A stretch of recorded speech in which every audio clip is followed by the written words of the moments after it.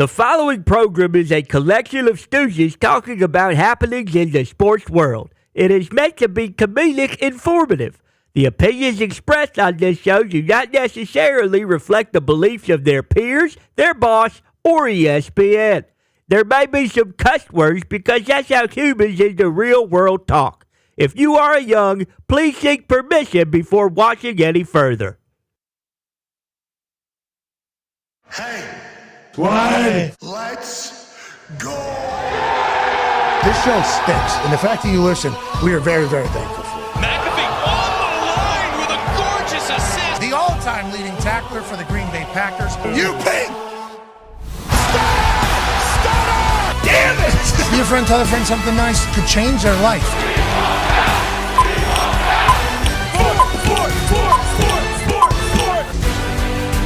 Hello, beautiful people, and welcome to our humble abode, the Thunderdome, on this Big Brawn Breaker Thursday, August 1st, 2024. This program starts now.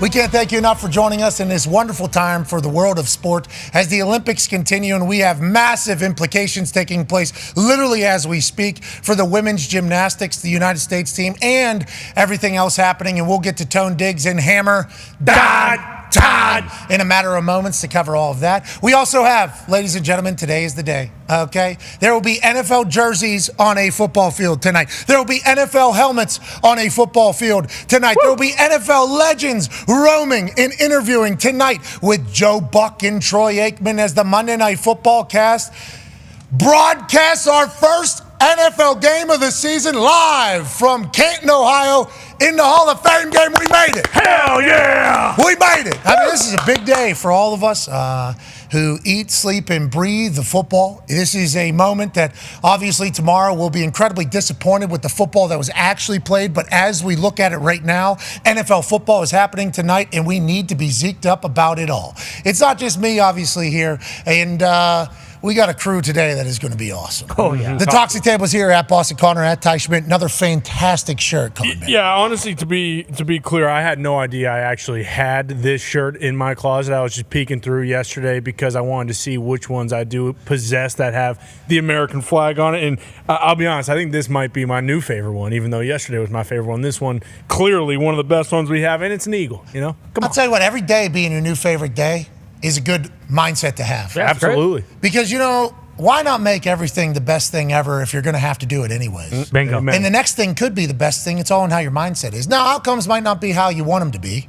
And certainly with this French bastard in the pool becoming the guy. The one. We are in his era now. We're not necessarily thrilled about that. And Phelps. But Phelps is enjoying it, so we need to enjoy it because we're witnessing greatness. But we need to know that the next time that the United States steps foot on that gymnastics mat, or the gymnastics vault, or the gymnastics beam, or the gymnastics hummel horse, or the gymnastics high bars, uneven bars, all of it. We're going to win. We're going to continue to celebrate all of it.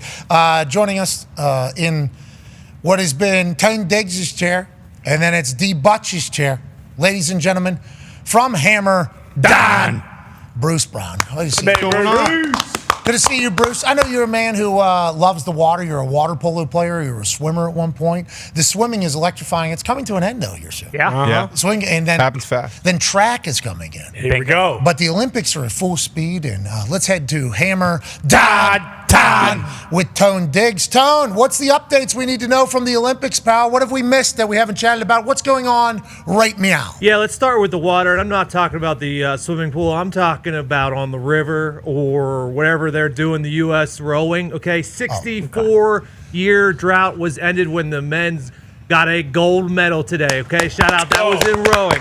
Shout out to Michael Grady, the Pittsburgh lad from Central Catholic. He helped the four without a radio guy. Okay, I can't remember what he's called. Coxman? Yep, this is the 4 minus a Coxman. They won the gold for the first time in 64 years. So Hell yeah. Come on. Huge. I'll tell you what, you put us in one of them poop rivers, we can really move. Especially with that Pittsburgh kid. He grew up around the Monongahela, the Allegheny, and obviously those two formed the Ohio. There's normally dead bodies in there, which I guess dead bodies do have poop inside of them. So he probably felt pretty comfortable on this particular river. But I'm proud of the road team, the crew team, the quads on these boys. Oh, man. Gigantic. The amount of work that you have to put in to become a rower, especially at the Olympic level, let alone win the Olympics, is a dedication that obviously you would dream and hope that somebody would be able to have, especially if they were your child. So congrats to them winning big gold medal in the rowing. We weren't supposed to win that one. No. That's too miserable of a sport for the United States, a soft-ass United States of America to be able to win. Instead, we're the fastest boat on the water. That's a big thing. That's a big thing to happen today. The synchronization on those boys is quite the feat. Also, the golf started today, and Hideki went low. Hideki Matsuyama was -8 in the first round today, but that's fine. Guess who's in second? The reigning, defending, gold medal champion Xander Schauffele's at -6 after their round one, and then Scotty Scheffler is sitting at a beautiful -4, just perfect striking distance after round one. The U.S. is set up well for the weekend, I would say, in the golf. It seems like the course is pretty simple. Yeah, a little bit. Straightforward. The course is pretty easy. Success. We're going to see some minus big numbers throughout the weekend. There's one American not, right? Yeah, Which one? Yeah. Wyndham's not playing well. Who saw that coming? I mean, Whoa. Tony, he's an American. He's an American. He is an American. He's not Captain America, Bryson DeChambeau. No. But he is currently third to fourth to last or whatever. But he comes on late for the United States of America. He's a second half guy. So we're in there. Golf is going to be great to watch all weekend. Yeah, all weekend. Okay, just like a normal tournament, they will finish on Sunday. We did shooting yesterday. We're gonna have to do shooting again today because there's a 51-year-old from Turkey. His first name's Yusuf. Oh, I saw him. Last name. Your guess is as good as mine. Yusuf. Yusuf so-and-so. Yeah. Yusuf Shooter. Yusuf Shooter, so-and-so. Okay, Yeah. so you've seen the shooters. They've got the monocles on that have basically a digital touchscreen in there. They've got the big earmuffs on. This guy's got one hand in his pocket, one hand on that shooter. What's up, dude? Doesn't give a shit, and he won silver yesterday. He is an absolute dominant performance out there. Look at that. Look at the guy next to him. Look at Yusuf. There was never a chance here, okay? Yusuf was taking his home all day. Yeah, Yusuf, people are saying on the internet, like, let's win, but not by too much, Yusuf, whenever they send him out here, because there is a thought that Yusuf actually could have, and everybody's so steady and still and obviously trying to control his heart rate. Yusuf's heart rate doesn't go above 45. No. So that is his profession. They were thinking he was in the middle of that thing, going to go bump, bump, bump, and then toss it, catch it, boom, left-handed, bang, bang, bang, and then get the gold. And they told him, hey, you can't be doing that because then you're kind of giving yourself away. Right. We want people to celebrate how relaxed you are, but not start snooping around. Yeah. This guy seems to be a cold-blooded killer, a great shooter, and obviously an internet lord at this point for how he accomplished what he accomplished. He's old school shooter. Big time. He's old school shooter, and obviously we pay respect to that, even though he is not. I did not need special equipment. I'm a natural shooter. We know. We know that. We don't know how many of these are walking around, though. We need to understand that. In the United States of America, in the 3-on-3 basketball, we need to get our best out there. Yikes. And in the shooting world, we got shooters. Yeah, we do. Yeah. We got shooters. You go to any shooting club in the middle of America or in the South, you got people just pinging all over. Everything. Yeah. And then all of a sudden in the Olympics, they're not there. Is there an age limit? No. Yusuf is obviously able to do this. So let's make sure we're getting our Navy SEALs in this entire thing going forward so we can represent. But Yusuf's a dog, and we need to remember that those are walking around somewhere. Yeah. You know, those are just walking around. Tread lightly. Look how normal he looks. Yep. That just looks normal. Casual. Like 2 days in a row. 2 days in a row that clear assassins have won the shooting events. Yeah. And it's almost like, you know, when Frank Lucas wore that fur coat to that boxing? Yes. Because his wife bought it for him, nice. and he felt obligated, and he was sitting in front of a bunch of people, Yep. and all of a sudden it's like, well, who's this? Who's Sitting in front of Nicky Barnes. Bang, you can't be doing it. You're too loud. He just comes home, burns it. He knows it was an immediate mistake. Oh, now the block is hot all of a sudden. Yep. Frank Lucas, because that. It's almost like the Olympics are potentially a situation where the blocks might get hot for a couple of these snipers. So maybe that's why our greatest assassins aren't representing the United States of America, because they're like, gold medal's cute and all, but like, also let's keep people off of my ass. Got people to kill later. Yeah, exactly. That's wild. That's a wild. That was, I mean, the no, especially because the conversation with the shooting is like, what do they have on their eyes? Like, look at that guy on the right. He clearly, like, he is competing in something. Dude on the left, Yusuf Gunn, he's not competing in anything. All he does is shoot, and he doesn't care. And What are rules? What are rules? Yeah. I got to hit. Hit center mass bullseye. Okay. Is that head? That's what we're saying. The middle is. It's right in between the Do I eyes. have to do two chest and one to head? Yeah, exactly. Reverse. What if next time Yusuf gets in this and he does have glasses on and it just turns the bullseye into a head? because he got so bored. So now I need this thing to be an actual head. So on his eye thing, it's just like an actual human that he knows or has to kill. He's like, yeah, are we double tapping? Yeah. Or are we, Much easier. what a time. Closes the his Olympics eyes. are fantastic when it comes to learning about new Yep. people, new sports. Anything else we missed in the Olympic world? Not new people, not new sport. U.S. men's basketball took care of South Sudan yesterday. They did not cover, but they did. It was a lot better than the performance. What? Well, I hit a Yeah, you universe did. ball. Yeah, you did. And that thing splashed with the FIBA ball, obviously. Tyrese Halliburton gets his first action, buries a three immediately upon getting on the court. That's great news. Jason Tatum was obviously in the starting rotation after not playing in the first round, had a great alley-oop, had a good shot to get the jitters out to start the entire thing where he hucked it off the side of the backboard. That was certainly a let's go ahead and get our Olympic play started and get in there. The team is vibing. Bam obviously led the team in scoring. Derek White is in on the action on a very regular basis. The team seemingly coming together in a beautiful fashion. This gold is for us, Diggs. This is our gold. And I think I love what I'm seeing from the teamwork, from the check your ego at the door, from the let's work together. It's an all-star game where everybody seemingly is committed and cares. Shout out to our Team USA men's basketball team because there was a lot of questions going in, and they're kind of answering all of them. Yeah, and this is not it's not a made-up stat completely, but it's definitely not the right one.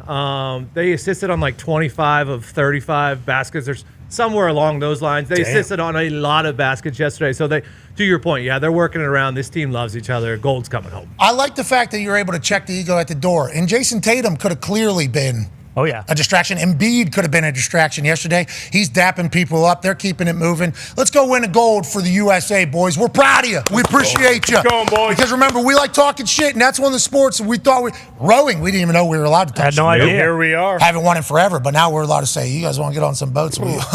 Let us lead the way. Actually, let's all try. We'll lead the way. That's right. Because we're going first. We are the tip of the spear whenever it comes to boats, okay? And then whenever you think about the basketball, we're supposed to win it. You know, and then we see that 3-on-3 shit, and we're like, That's got to get fixed. we're getting smacked around. In both sides. Didn't win a game. No. The women's team, and listen, no disrespect to Azerbaijan. We should never lose to Azerbaijan in basketball, ever. In anything. Azerbaijan, though, they got some Azerbaijumpers. Well, they absolutely do. But it's just like, we're playing basketball here, okay? We win when it comes to basketball. I don't care what type of basketball. We want to play horse. So, we should win. So it leads me to, like, Jaylen Brown is not going to get on that 3-on-3 team, right? That's disrespect? Is that they view it as, like, disrespect? I don't know. Like Caitlin Clark, Angel Reese, like, could they have not been on a 3-on-3 team? I don't know if pros can play. What's Genuinely, I don't know if like our professional NBA let's guys find some can non-pros play in that the can. 3-on-3. I'm not sure. I'm not. Well, we need to go to an LA Cooper Fitness Flag. to That's the find some. excuse. Well, I'm going with. you said yesterday, though, like, like, let's get a couple guys who played in the NBA for 10, 12 years who are either in the big three right now or retired who would go out there and, you know, everyone's talking about how good Serbia is in 3-on-3. Okay, let's get J.R. Smith, Joe Johnson, and someone else from the big three who played in the NBA for a long time, was an all-star. We'll win 21-4. Hey, they're fighting over there at Big Three. You see Gary Payton run his mouth? Oh, yeah. They got Gary Payton completely. Really running it. Mike, he's running that thing everywhere. And then there was almost a fight in the Big Three, and Gary said, "Ain't no backing down." And, like, he stood in the face of this guy. I'm like, is the glove about to fight somebody in Big Three? But we have an entire league. Why aren't we pulling from them? I have no idea. Like Mid-season. I understand. Ice Cube would have to be able to stop, for a little bit so that our big three All-Stars can go over there. Don't like us getting embarrassed in that. But I like that our basketball team, both men's and women, are being dominant because we can be obnoxious about it. But also, it's better for the Olympics as a whole whenever our superstars that the world knows are still competing and getting after it, which leads to today, right now. Simone Biles and Suni are battling right now? Is that what's taking place? Yeah, the women's all-around, I believe, starts at noon today. And Suni Lee was the gold medalist in the last Olympics 2020. And then Simone was the gold medalist in this event back in 2016. And Jordan Childs was, I believe, fourth qualifying for this. So there's a chance that the U.S. goes 1, 2, 3 in this event today, which would be awesome. Yeah, I can't wait to watch it. Obviously, the Golden Girls is what they have called themselves, or the fucking fuck around and find out team. Whatever title that they're going by, are a tight group. They obviously came together to beat the ass of Italy and Brazil and the rest of the world the other evening, where we could celebrate being back on the gold. And we actually We took the podium with them yesterday. Truly. For the national anthem. That was a lot of fun. But now they're battling against each other. Who's going to come out on top? Is it going to be Simone's last hurrah, or is she going to come back in 4 years? Or is Suni going to say, hey, don't you worry, Simone. I got the team the next time. It'll be an interesting battle. Can't wait to see what they do. We'll obviously keep everybody updated. Anything else from the Olympics, Tone? No, I don't. Oh, okay. What about the women's boxing? So there is quite a story coming out from the women's boxing. And to be 100% clear, thank you, Tone, from Hammer, Dahn. We appreciate you. The women's boxing, I haven't done enough research. I saw that the International Boxing Association deemed a couple of the boxers that are in the Olympics, still in the Olympics, not eligible to box in women's boxing because they had too much testosterone, or they were deemed a male, I believe, from XY chromosomes, from the research that I've done. So now we're watching the Olympics, and this Italian girl has made it. She's boxing, committed her whole life to boxing. Committed her whole life, this girl. Her dad passed away, I do believe. Yeah, very recently. Very recently. I assume her and her dad I assume this is a big story. And then all of a sudden she finds herself in the Olympics moving forward, and she has to fight somebody from Algeria who has been banned from other competitions because not woman enough to compete. And then 46 seconds into her Olympic fight with this woman from Algeria, basically taps out, broken nose. Then afterwards she cries and she's like, I've never been punched that hard in my life. And it's like, for me, I know this conversation has been happening for a few years. I just don't understand how we got to this point. And I am coming from a very empathetic point of view as well. Because as we all kind of learned about the transgender situation that was happening for people, I think we're all incredibly bummed that that would be terrible. If your soul did not match your physical body, that would be quite a conflict every single day. I have no idea how that would test you in the morning. Like every day you wake up, you're just not who you're supposed to be. Like I have a lot of empathy for that. But the soul being of a different sex of your physical body is something that people much smarter than me are gonna, have to talk about. But when it comes to sports, it's like the physical body, especially in these physical, is the one competing. So I think there should be some sort of conversation there, especially at very, very high levels, because whenever you're talking about Olympics and dreams and chasing, that girl bawling her eyes out from Italy, it's like, think about her entire life was committed. Then she gets into a fight with somebody who physically is going to be, more capable just throughout history than she even has the possibility of being. Like, if you just look at a simple stat here, let's just do the swimming. Okay, here's the women's swimming gold medals times from this particular Olympics, and then the men's swimming gold medal times from this particular Olympics. And we're talking about the best in the world. There's a couple Olympic records in here. There's a couple world records in here. We're talking about the best of all time. The men's ones are faster. That is just natural. And, there's a women's basketball, there's a women's golf tee, women's volleyball. The net is a little bit lower. These are things that have just been happening since, the beginning of sports. And then all of a sudden now the conversation has turned like, no, there is no difference. It's like, there is, especially at a very high level. And I just hope that the people who are much smarter than us can kind of sort through that. Because once again, a lot of empathy. Want you to live your absolute best life. But I have a daughter who is 15 months old. Happy anniversary to my lovely bride. I have a daughter who's 15 months old. And if she works her entire life, to get to a massive platform, to the biggest competition of all time, and then all of a sudden she has to take on that is unfair. And I know that it's not every woman in every male physical body. We're not talking about souls. We're talking about physical bodies are going to be better. But it's like at those high level of competition, there is a clear advantage. There always has been. I assume there always will be. And I hope we get to a point where we can all agree on this, that hey, I think we all feel the same way about this. Once again, empathetic. Once again, do not appreciate that has been their lives being conflicted. But when it comes to sports, especially at the Olympic level, we're at the NCAA championship level, we're at professional level, it's like, hey, there's people that will abuse the empathy in lieu of competition and take advantage of the entire situation. Don't rule that out of the picture. But also, we need to figure out how that can all work going forward, because we want everybody to be happy, want everybody to compete, but also we need some fairness. And there's no reason that we should be seeing, a potential male physical body punching, that is just, growing up, that's the worst thing that you could possibly do. And now it's like we've gotten to a point where it's like, well, is it? It is. Like if that girl from Italy was to inject testosterone into herself, which would make her more like a male physical body, she would be banned. She would be banned. That's what they would. Maybe not. That's what they would be testing for. Yeah. It's like that's what they test for. And then it's a very obviously interesting subject because of how new it is. And I know Riley Gaines has been very much in the forefront because she comes in second to a swimmer who competed in the men's college and then comes into the women's one. And that's all. And I haven't looked into it enough, but this Olympics thing that happened with the like, it's sad. Like, this is a very sad situation. And she breaks her nose in 40 seconds. It's like, we have to acknowledge at least a little bit of something while also understanding that these people in their lives is vastly different than everybody else. So with that being said, we shout out the Olympics. We're thankful for the Olympics, but the Olympics is also something that potentially broadcast and spotlight a situation that we can all kind of rally around, understand, and move forward with. And that's how I think our entire show feels. That's how I feel. I do not want to, I haven't done enough research. We hope the smart people figure it out. But that's just... It doesn't make sense. It doesn't make sense. We're pretty confused by it, and I assume there will be people that are smarter than us that will tell us why and how it all works out.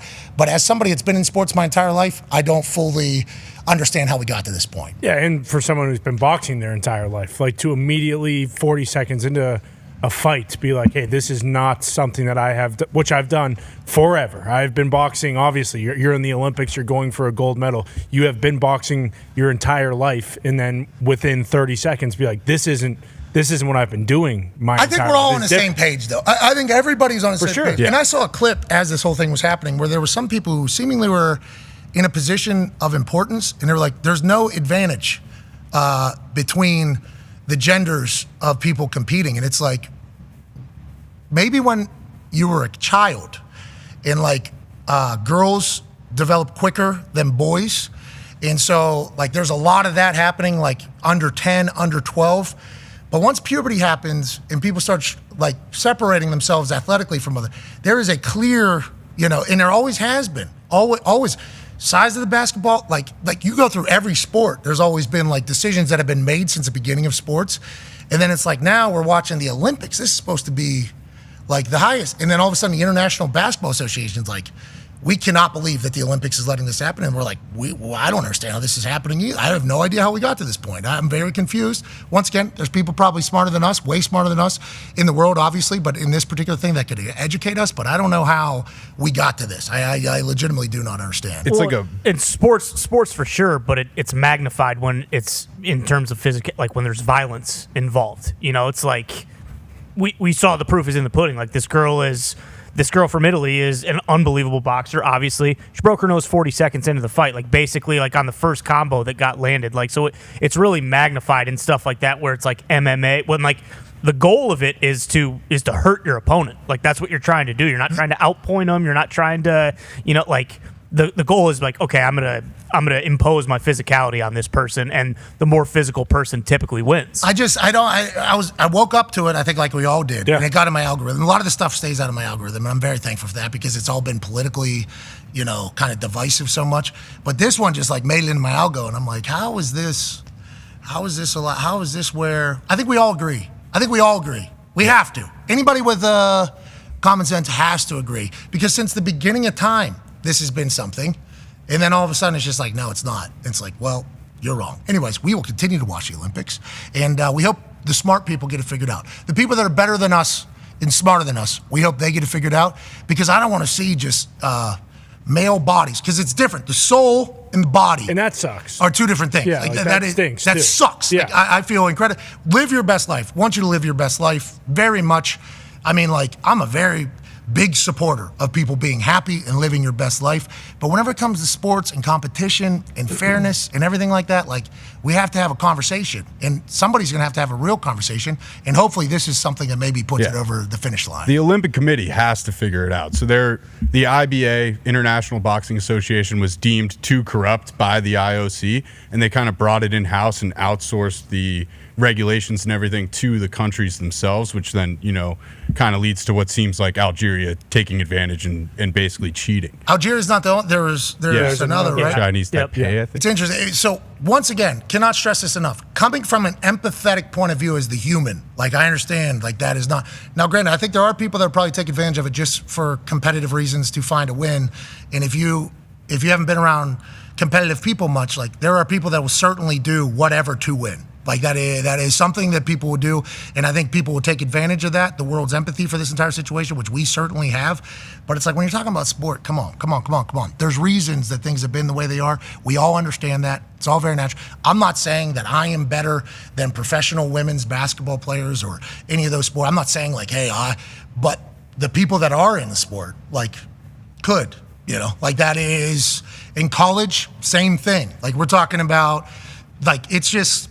Hopefully people will sort it, Speaking of getting sorted, tonight we have the Hall of Fame game. Here we go. Huge. Who is going to end up at the top of the Lombardi Mountain? Who's it going to be? Who is it going to be? The Texans who start their voyage today? Is it going to be the Bears who start their voyage tonight? Unlikely. We got Badgett taking on Dougie Mills, baby. and Case Keenum. The Texans are currently favored by 1.5 points. Okay, they're favored by 1.5 points. Over-under is 30.5. From the videos that we have seen from the Houston Texans training camp, with Case Keenum and Dougie Mills playing, we believe that the Houston Texans probably going to win this one. Yes. But we have no idea who the third string is going to be. We have no idea what the third and fourth quarters are going to look like. We have no idea, which is why these games are so interesting to gamble on. I think Texans are a smart bet. I think Texans are the fun bet. But there's a chance this Chicago Bears team with Eberflus and Caleb Williams in the third, fourth quarter, people trying to make this new era, this new roster, anything could happen tonight. Yeah, Eberflus allegedly is 5-1 in the preseason, so you got to take that into account. I think that other number on that little graphic, 30.5, is very interesting because with this new kickoff rule, I am particularly betting on a kickoff return touchdown. It feels like something electric is going to happen in special teams. I don't know when. It might be the first one. It might be the last one. But 30.5 points. Dougie Mills, Case Keenum, they can sling it. The bag man, Tyler Badgett, who's been doing burpees for miles around the track. He said he did 1 mile of burpees with a broad jump in between each up-down. Yeah, so the guy's ready. I mean, the guy came to play, and he's got some sweet tats. So and his dad, professional arm wrestler. Weapon. Right. I mean, that is a dog. Mentally a dog. So I think we might have some electricity tonight. Now, I don't know if that means electric in the fact, like, someone might go for a deep ball and it might bounce off their face mask instead of catching it, because that is Hall of Fame football sometimes. Not Hall of Fame, but Hall of Fame game football. But, I mean, it's just nice the fact that we're going to be able to hear some pads hitting. See a ball get handoff, see some throws. Like, that's what we're here for. Joe Buck, Troy Aikman. Yeah, bingo. Calling a game. Exactly. Jason Kelsey's big debut tonight on the Countdown Show. That. I mean, it's going to be a beautiful night, and we're going to celebrate those who are going into the Hall of Fame, obviously. Yeah. A lot of interviews. Dwight Freeney will get celebrated this evening, as he should. Andre Johnson will get celebrated this evening, as he should. Devin Hester. Well, obviously, Patrick. I mean, the whole crew is going to be talked to. Tonight will be a good celebration of football, and we can't wait for it. Speaking of celebration of football, there's a football guy right now in the WWE that's on a rocket ship. Uh-huh. I've had a front row seat to this. Yes, you have. And I'll tell you what, I've never been more pumped once I saw this human debut on Monday Night Raw. And then I started doing a little bit more research. Oh, this guy played at Kennesaw State football? Okay. Oh, this guy has an 8-minute highlight reel from Kennesaw State, just absolutely bulldozing his way. He could go all the way. Obviously, I had no idea if he was going to get caught there. We're going to run full speed all the way through the end zone, all the way out of the end zone. And that speed you see right there is the difference between him and I think everybody else in the WWE. This man had been clocked coming off the ropes at 24 miles an hour. Fastest ever. His spear actually saws people in half. Ladies and gentlemen, this weekend has a massive match with WWE legend and Intercontinental Champion Sami Zayn on Saturday night in Cleveland at SummerSlam. Ladies and gentlemen, Braun Breaker.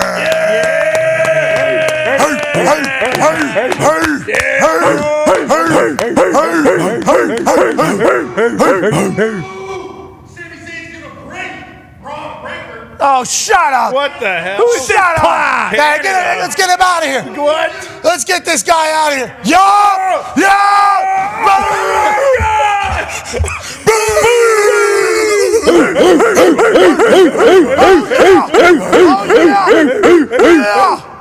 I don't know. How'd that guy get in here? Good question. That was so disrespectful. Canada's not better than the USA. No. What was that? That was just one part of that entire site. Sir, I'm sorry for the hostile. God. Hey, thanks for coming. Mr. Breaker. Hey, great to see you, dude. Mr. Breaker, sorry. Sorry about that. Sorry about that. We are so sorry about it. How'd that person get in here? Good question. I have no idea. What do you say? Sami Zayn's going to break Braun Breaker? Yeah, Canada? interesting. Canada's better than the United States of America? What's this guy hate cheeseburgers? That's what it felt like. Yeah, didn't it it? did. Didn't it? It felt like it hates wingies, probably. Probably. But then how would he? He's a pretty big guy. He's a pretty big guy. He's Not pretty that big. I mean, now he's 3 feet tall because he's got solid in half. Boom! I appreciate you handling that business for us. We need to keep you around more often. Yeah. For sure. Did you turn that thing on? Yeah. Yeah. Yeah, my man. Hey, sorry about that. Jeez. But let's talk about it a little bit. Whenever you hear stuff like that, the doubters potentially going into SummerSlam, because we understand, we've kept track, you lost to Sami before for the Intercontinental title. We're all bummed out, but we love Sami Zayn. Sami's done a lot for the WWE. He's obviously gritty. He's entertaining. But boy, you getting a title would be a beautiful thing, especially as a football guy. How do you feel here a couple days out from SummerSlam and another title opportunity against Sami Zayn? You know, I'm ready. You know, more than I think ever. It's because, I mean, look, I'm a firm believer in like failure is the biggest way to learn. You know what I mean? Hell yeah. So I mean, me failing, you know, going against him at Money in the Bank in his home country, in front of all of the, like, I mean, it had just an entire everything. All the deck was stacked against me from the get go. So I mean, you know, and I fell up short in my first my biggest match, and I think like I learned that was the best thing that could have happened to me in this situation, honestly, because I learned so much from it. I've been grinding on a different level to get back into the position where I go for the championship. So I mean, it's I'm ready, man. Like Saturday, it's over for him. Yep. He's had a wonderful, great career. Whoa. He's main evented WrestleMania. Great career. He's done For good. just unspeakable things in our industry, right? But it's over for him. Yeah. Hell yeah. It's over. I like that confidence. Yep. And you said you took on him Money in the Bank in Canada this weekend, Saturday, in the dog pound. That's right. That's right. I mean, that is a. Something to think about. Yeah. I don't know if you've thought about that yet, but I certainly have. As soon as it's announced that it's at Cleveland Browns Stadium in the great state of Ohio. Cannot wait to get over there tomorrow. The kickoff press conference is at 5 p.m. Eastern. And then on Saturday, there's a kickoff show starting at 3, and then all the way into the SummerSlam. And obviously, night that is going to be amazing. Obviously, he's a big piece of this. Yeah. Okay, him and Sami Zayn are a massive title. Oh, yeah. But the card is stacked. Truly. Saturday night in Cleveland is going to be epic, Yeah. and I can't wait for it. Let's talk a little bit about ball, if you don't mind. I know you're a football guy. Let's do it. Hey, you miss football? You know, I mean, I was at peace with football when I left. You know, I had opportunities to go back and, you know, like play in the league some more after, you know, I was done with the Ravens, and I said no, you know. I wanted to be with WWE. You're calling. If you, and I know it's probably something that's a little bit difficult. I've seen, obviously, The Rock, the documentary, because his dad was in it, and he was like, I don't necessarily want to follow my dad's path because of how hard he saw the whole road to be. And then there's a lot of second-generation professional wrestlers that initially didn't want to get into the business because they've seen what it's done to their family and everything like that. For you, when you were growing up, did you want to get into the business? Did you not want to get into business? What were your thoughts? Because you're perfect for the business. Oh, yeah. So like you are perfect for the business. And as soon as I saw you come out, I was so pumped. I mean, I lost my mind about it all. Yeah, I mean, I think the business has evolved a little bit since that time, since my dad was doing it, and obviously The Rock's dad too. I mean, I just think it's just different. You know, it's a different time right now. You know, I mean, I always wanted to do this ever since I was a kid. It was always my dream. But I also love football and, you know, amateur wrestling too. So, you know, I took those things as far as I could take them.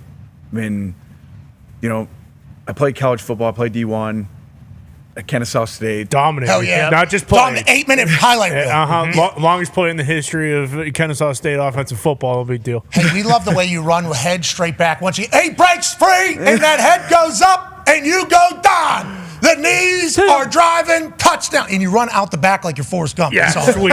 We love everything about it. Just so much effort all the way through. You like pancakes? Bro, I hope so. You were an electrifying football player. We had no idea whenever you were there. We wish we would have watched it. But you were electrifying at Kennesaw State. And then you get a call, obviously, draft night, and you go to the Baltimore Ravens during the COVID year, I do believe, right? It was 2020. Yep. So there were some things that were obviously different that year than maybe any other year.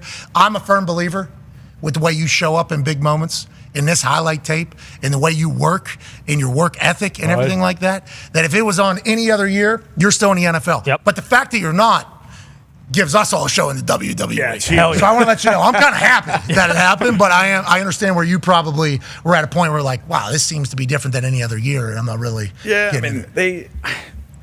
I had an opportunity. I had multiple opportunities to go back after I was released. I mean, on the literal day that I signed my WWE contract, when they called me on the phone and said that I was, going to be, I got the job. The NFL Alumni Association in Canton called me, and they said that I got selected to be a part of the group to come up and train 15 weeks out of the year with like helmets and pads every week, and then. I guess during that in particular season, you couldn't have, guys come in and work out. You had to be signed to the organization because of COVID restrictions and stuff. So I got selected to go up and do that. And, it was basically 11 on 11. And, 11 guys on defense, 11 on offense selected. And then you guys train for however many weeks of the year in full pads. And they're filming it, sending it to teams, I assume. They would pull guys up off the Alumni Association and stuff out of free agency. And then, I had, Buffalo's called me. So, I want to say Bean knows. He knew. Yeah, Bean knows. They called me after I'd been in WWE and on television for a few months. So there's been opportunities for me to go back. I just don't. I love WWE. This is what I was freaking born to do. Amen. Yeah. Amen. And this weekend we're getting our first title in. I don't want to say the main, but you get it. I don't want to take any shots at anybody. I'm an NXT legend, as are you. Yep. True. I don't want to. You are, dude. Thank you. Yeah. A lot of people forget. Yeah. Whenever you were doing the training camp for the Baltimore Ravens during COVID, when it was the most different it has ever been, I was very lucky to be part of NXT when it was most different than it ever been. And toughest ever, they I don't know. Yeah, I don't know if any 8-minute promo on the carryover hour. So I don't know, just like 4 weeks straight. So main event, war game. Just something to think about. Just something to remember. Yeah, just check the and speaking of WWE 2K, I guess the PlayStation servers were not working perfectly yesterday. No, so, at all. Nobody could download the greatest DLC pack of all time, which is a bummer. But I've saw some great clips. It's only going to get better. And as we get into that game and the ability to download that game, we're only going to win. Speaking of winning, this is awesome. I mean, that is so cool that even exists. Had a little celebration last night with the wife that I was in a WWE game, like dream come true. Mm-hmm. Boys are in there. Can't download it on PS5, which is what we play in here. Yep. So we haven't been able to really do it at all yet. Sure. But did we crash the servers? We may have. People I don't are know. talking. Maybe. People of are people are asking. saying Sony's asking. Don't tell the wrestling fans that. No. I say, hey, WA, did we crash the server? And then I got a bunch of wrestling fans immediately. This guy is so delusional. So delusional. Not that we've ever crashed any servers before, like 4 different companies, but this is certainly something I think that they are currently dealing with. And once it gets available, we'll give a heads up. Hopefully they'll give a heads up. And then we'll just beat Braun Breaker's ass in the video game. Because in real life, we're looking like that stooge over there against this man. Let's talk a little football, shall we? A lot of football news happening. Out of the New York Giants Hard Knocks offseason, there's been a lot of information that has been released from the Giants. Now, me as football stooge, you as football stooge, getting a chance to watch all this happen and unfold for the first time ever in the history of the NFL was incredibly cool. But there's a lot of things said that were like, damn, like there's a lot of shit getting out of these conversations. Saquon Barkley, obviously comments about Daniel Jones, Malik Neighbors, even other guys getting drafted. We're seeing behind the scenes of them. So we were learning a lot, the most we've ever learned about an offseason before. So shout out to NFL Films hitting an absolute home run with that entire series. Now they're chit-chatting a little bit more in the last episode about draft night. Chris Ballard and the Colts were trying to get up there. Here's the call. Oh. You guys looking to come up? 1546 next year's too. Okay, we'll let you know. Okay, thanks, Chris. All right, bye. That's too far. We're not doing that. I'm not going back. Joe Douglas is calling home. Hello? Yeah, I think we're gonna pick. What are you thinking? Nick.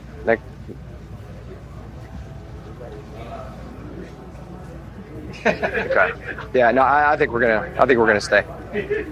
Okay, so the Colts and the Jets were looking to get up there. We won't even dive into what the Jets were potentially looking for. Could be anything. Yeah. Could be an offensive line. Could be another weapon to add there. Could be on defense because Salah's running thing. I mean, there is so much. For the Colts, though, that's an immediate discussion because I was saying before the draft that I understand what everybody's thinking is going to happen in this draft.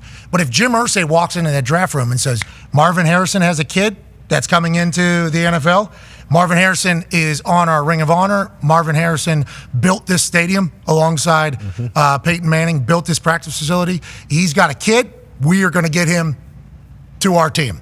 And that was very feasible that could have happened during draft night. He goes number 4 overall, obviously, so he's not available at that point. Yeah. But what if Jim Irsay was so pissed that we didn't get Marv? He's like, we need to get up there and get a weapon immediately. I appreciate the fact that we're learning that Chris Ballard went for it. And I think Chris is appreciative that this got out, that he was also trying to take a little bit of a hunt because it looks like he's at least active in this entire thing. Yeah, because that was the whole narrative for Colts fans kind of leading up to the season. It was like, hey, all these great receivers are available. Like, can we at least try to sign somebody or trade up and go get somebody? And they hadn't been doing it, or there hadn't been any conversation that they'd been doing it. And at least knowing that he took a shot, like they were willing to give away their 2 biggest assets in the draft, and then a 2 at next year. So, like, if you're a Colts fan, you got to feel good about that. Obviously, you didn't get Neighbors or you didn't get like one of the elite guys, but then you see what A.D. Mitchell's doing too. It's like, okay, so Ballard he did hear what everyone was saying, and he at least took a shot at it. And then if the offer's not good enough, then the offer's not good enough. Yeah, I like that he's moving though. Yeah. As a Colts fan, I like that he's trying to get up in there. Yeah, I picking enjoy up the that. phone, and then you even think about like the offensive line. Like obviously Joe Alt was taking the pick before, but if they took like J.C. Latham, the guy that from Bama who went to Tennessee, who's been moving sleds and bodies like nobody else. Like if they had Quentin Nelson, J.C. Latham, and then obviously Ryan Kelly, and you got that tush push with Anthony Richardson from Steichen over Jonathan Taylor in the back, like even loading up the front would be incredible. How do you feel about the tush push as a fullback running back? That was bread and butter, man. Kennesaw State, we used to do it all the time, and just put your hands on the back of the quarterback and we're going. We're going. Moving. I don't have another choice, right? How do you feel about modern football the way it is? A lot more. It seems like power games coming back. Me personally, I don't understand the cut blocking rule, like getting cut. I mean, I'm sure there's some sort of science behind the amount of injuries with knees and stuff with guys, but I mean that was such a focal part of the game.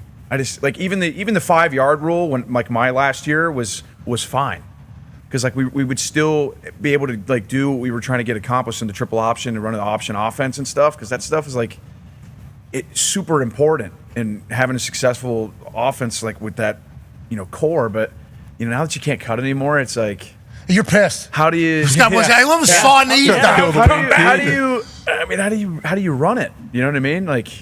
Sometimes the size differentiation too, coming around the corner on the perimeter, and you got to go block somebody that's 6'5", and that's how you do it. So that's right. The only way. Yeah. So the response would be, the rebuttal would be, they've also taken corners. Cornerbacks are not allowed to cut offensive linemen that are pulling out anymore. So it's like a full. They're trying to take that completely. Both ways. Yeah, but the science can say whatever the science wants to say. The stats can say. That's why we got a brand new kickoff this year. Yeah, bingo. We got a brand new kickoff this year that's going to be debuted tonight. I'm excited to see how they cover it. I'm excited to see where the camera angle is. I'm excited to see how the conversation goes. Obviously, the kicker's back here, just like we saw back in the day with the XFL. I think there are a couple changes from the XFL and a couple changes from what used to be just a kickoff coverage drill in practice, trying to save people's legs, where you moved. This is Braun Breaker's first time, I think, seeing what this new kickoff is going to look like. The ball has to land in the landing zone. If it does not land in the landing zone, the ball goes to, I believe, the 40. If you kick it short of the landing zone or out of bounds, it goes to the 40. If you kick it into the landing zone, all is good, ball starts. If you kick a touchback, ball comes out to the 30. And I think that's just what teams are going to still do. I think they're still just going to kick touchbacks. It was originally pitched, the ball was coming out to the 35 if there was a touchback. So they wanted more returns. Then inevitably, to get the deal done, to get the rule in place, they moved it back to the 30. From the 25 to the 30, I don't think is a big enough jump. If they would have kept that at the 35, I think teams would have been scared of hitting touchbacks.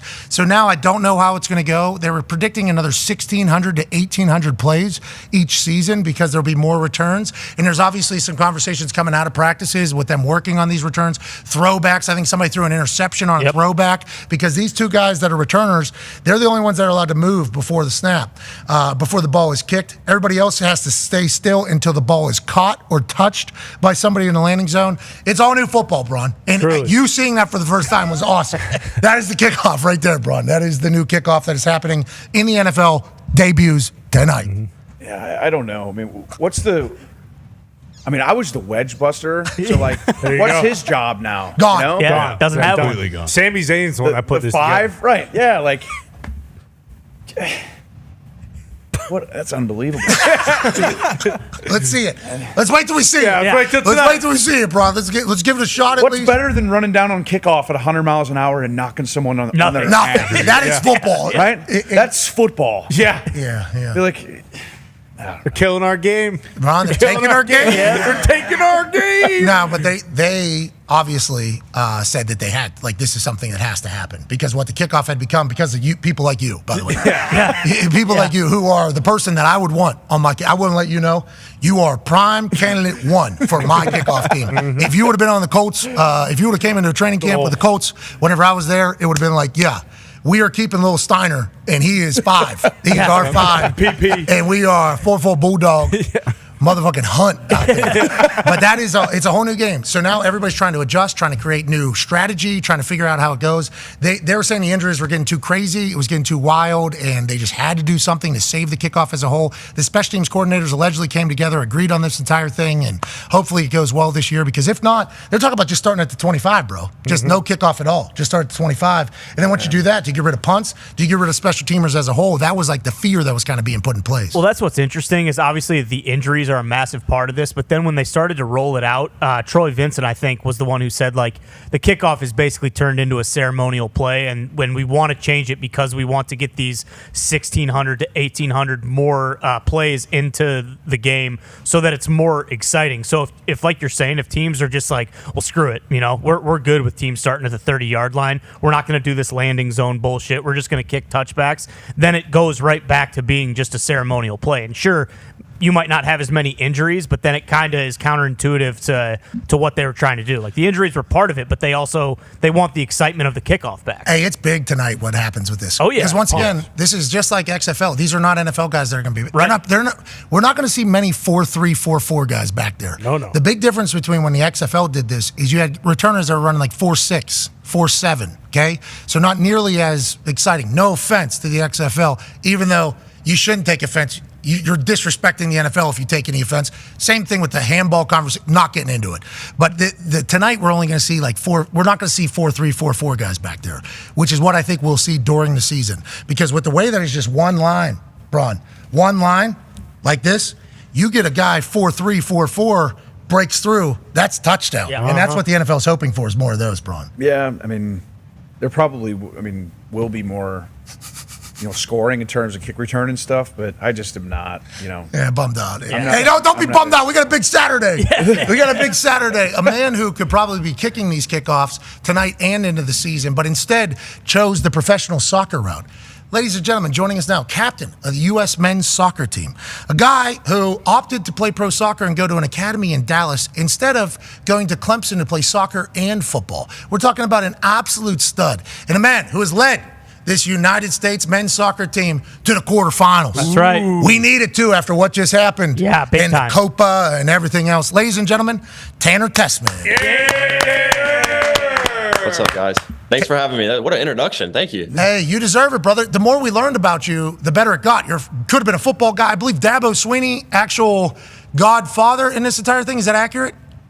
Yes, sir. You're right on. So you're a football guy leading soccer. We love that. Hey, of course. Tanner, we absolutely love that. How's the team? How do we feel? And did you guys feel a sense of pressure, not only because it's the Olympics and you're representing the United States, but the way that men's soccer has been talked about in this country since the Copa? Did you guys realize that, feel that? And how is the team kind of going about business over there, Tanner? No, yeah, we feel good. We feel good. I mean, we're hungry for the next game. We play tomorrow against Morocco in the quarterfinal. The U.S. has never won a medal in soccer, so we're really going for it. No, we didn't feel any pressure with, Copa America is a totally different thing. Obviously, I think it's a under 23 team with 3 overage players, and most of the guys here want to be in that senior team. So it's a good opportunity for us to showcase ourselves with that, but obviously in front of the world as well. And as an American, to be in the Olympics is a dream come true. So everybody here is, no pressure, but definitely trying to show themselves and to play well. So I love that you guys are winning. I love that it's like, hey, we've never won a medal either. Is that the mission? Is that the conversation coming from coach? And who is coach of the team? Marko Mitrovic, he's our coach. He's done a great job so far. The medal 100% is our goal. I mean, we're going for gold. We believe that we can compete with any team. So we're focused on tomorrow. Morocco's a good team, and it'll be a tough game, but we believe. Okay, so coming out of high school, soccer, football, and then you go to the academy. And, the academies, I believe, you know better than me, play in Serie A. Okay. No big deal. Play Serie A, no big deal. Italians know how to play. Yeah, they do. The Italian. We play the soccer. A lot of that. Yeah, they do. I'm 0.01% Italian, so let them know. It's soccer for sure, Tanner. Let's not get crazy. I understand you're playing in Italy, but nonetheless, the academies are kind of the conversation it revolves around on why the rest of the world is potentially doing better at soccer than us. Because these guys, their entire lives is basically we're doing soccer in the morning, then we're doing some class, then we're doing soccer, then we're doing some class, then we're doing some soccer, then we're doing some class. What are your thoughts on the state of the United States with soccer? The academy development, we got the 14-year-old in Philly. Yep. Cav's doing his thing. Sullivan. It's like we're still in a good spot, right? Because a lot of people think that the United States is about to completely fall off. Then we're watching you guys play. It's like, wait a minute. Then we got a 14-year-old that's playing. We're like, wait a minute. We're in a good spot, you think, catching up to everybody else, or what are your thoughts on it? No, yeah, I think we're in a good spot. I think, how it works. What I did was I moved to Dallas when I was 14, joined the academy, went to high school, did everything, like you say, class soccer. You said it like 100 times, but class soccer. Did that, and then signed homegrown with the MLS team. And that's kind of like the route. A lot of these guys nowadays just sign homegrown. We have, I think, like 7 or 8, 9 homegrown players that went to the MLS here. So our academies are doing a great job. And we have players all over the world playing top levels. So I think it's more just putting together a good team and having a good run in the tournament, and people will open their eyes. But I mean, we're not a favorite in any tournament. Don't get me wrong. Like, we're not going to go to the World Cup and be a favorite ever until time goes down. But I think our best moments are when we play as a team, and I think we can compete with anyone. How long have you and the boy? Thank you for all your answers here. You're making us all smarter. How long have you and this group been playing together? And have you guys been playing together for a while? Because I know, like, national team pools, national teams as teenagers, everything like that. Has this team that we're seeing right now in the Olympics been together and played before, or is this our first time kind of experiencing it all? So, we've had, I think, 6 camps over the past year and a half.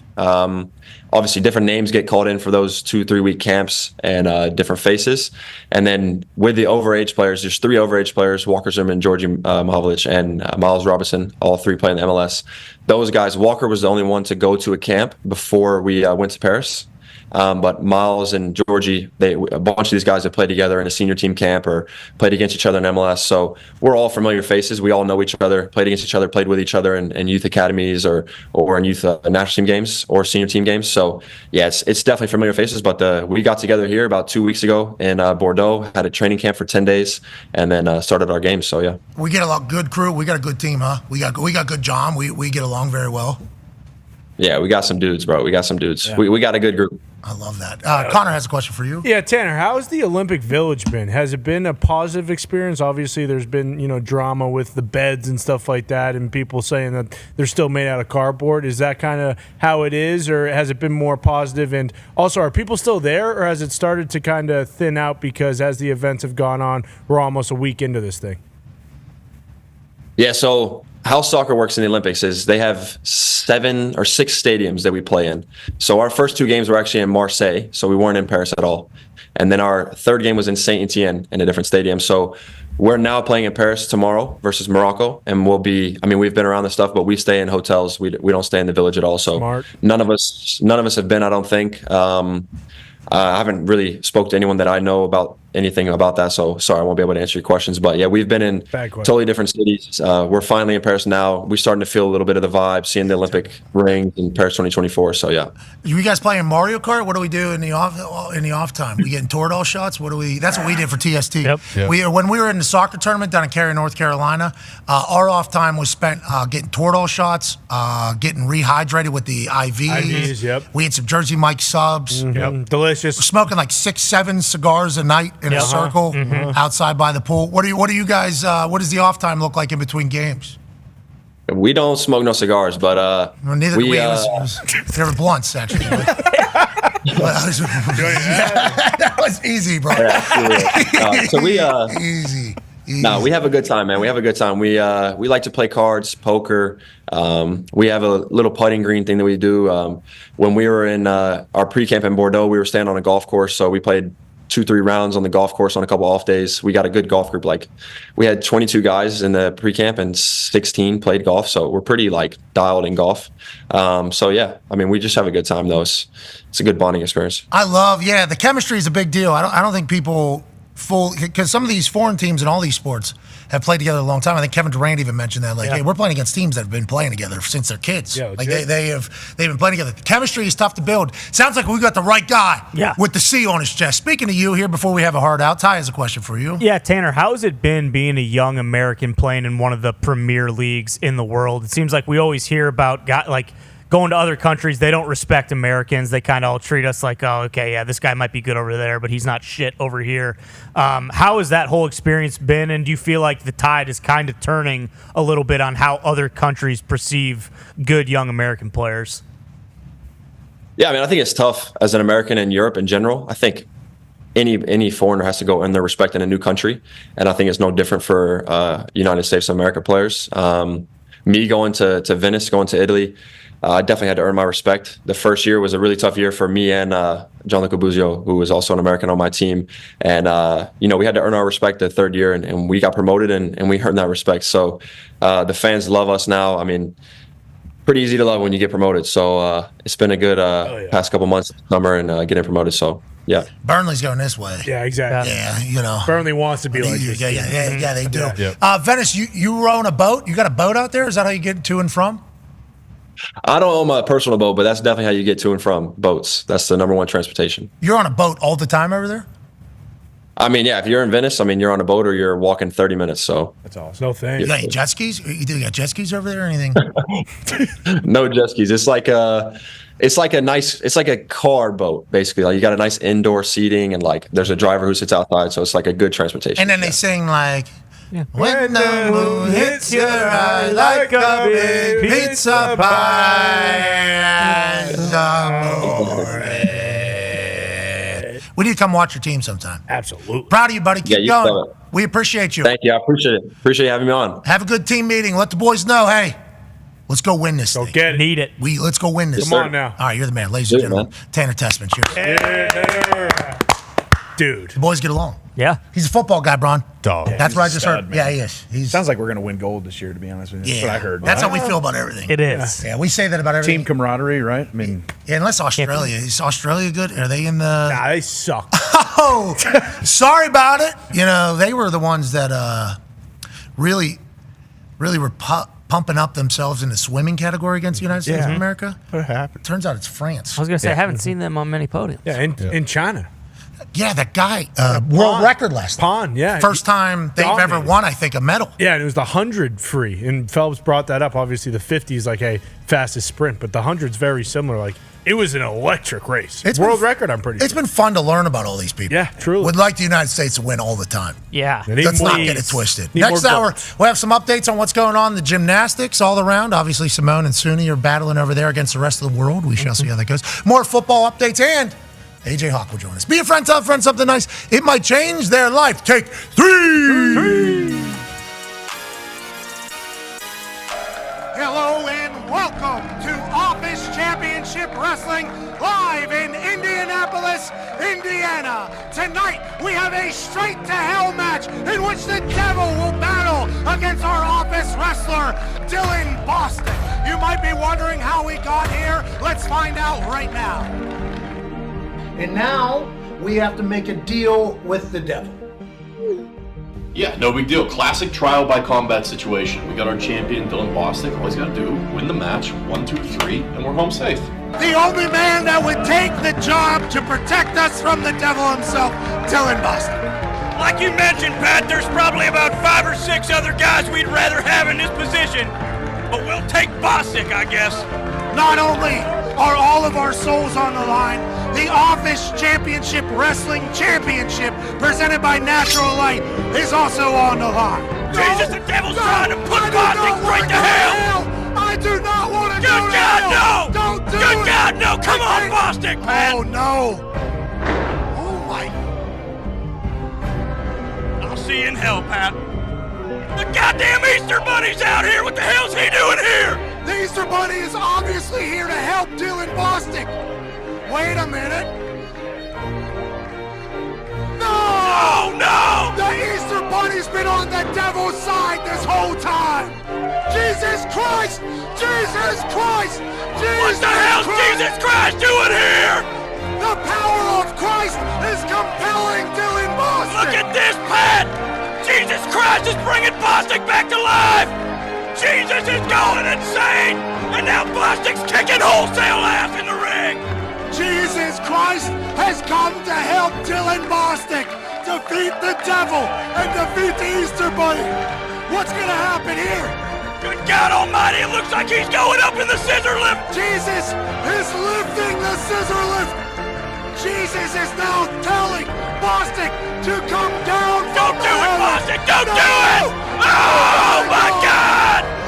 Bostic's dead! He's dead! You can't tell from home, but that scissor lift is about 8 stories up, Pat! 80 feet in the air! Oh wait! He's tuning up the bed! The devil! Super kick! Into the casket! The devil goes down! The devil goes down! Shuts the casket! And Straight that's back to it! hell! The devil goes straight back to hell, where he belongs! With the assist from Jesus Christ of Nazareth! Dylan Bostic saves the PMI office's souls and wins the OCW. The following program is a collection of stooges talking about happenings in the sports world. It is meant to be comedic informative. The opinions expressed on this show do not necessarily reflect the beliefs of their peers, their boss, or ESPN. There may be some cuss words because that's how humans in the real world talk. If you are young, please seek permission before watching any further. Hey, What? let's go. This show stinks, and the fact that you listen, we are very, very thankful for it. McAfee on the line with a gorgeous assist. The all-time leading tackler for the Green Bay Packers. You pink. Damn it! Your friend tell a friend something nice could change their life.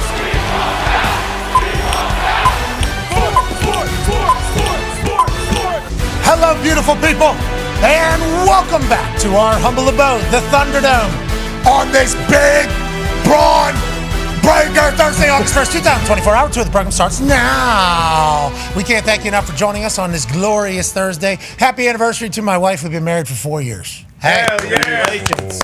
4 years. The whole high school. At college. College, yeah. You name it. Yeah. That's 2 junior highs. Whoa. right. Oh, my God. That's a long time. I've enjoyed every minute, obviously, and we're going to be celebrating that this evening as we watch the NFL Hall of Fame game and officially kick off this particular football season with Monday Night Football on the coverage. We can't wait to hear Joe Buck, Troy Aikman, the entire kickoff crew, and really get the feeling that football is all the way back. College is just 23 days away. That's going to be in Ireland, I do believe. Georgia Tech, Florida State. We're going to be lucky to be there. And then the NFL is 35, exactly 5 weeks away. Officially. So we're here. Let's enjoy it. The Talks the Table is also here at Boston Connor and at Ty Schmidt. A man who puts out great bets. Oh, yeah. On Hammer Dahn. Coastal Elitist Bruce Brown. How you doing, pal? How you doing? I'm good, Bruce. Watching the Olympics. We got the Hall of Fame game. Everything's great. How are you doing? It's crazy. That was crazy. That was How nuts. you doing?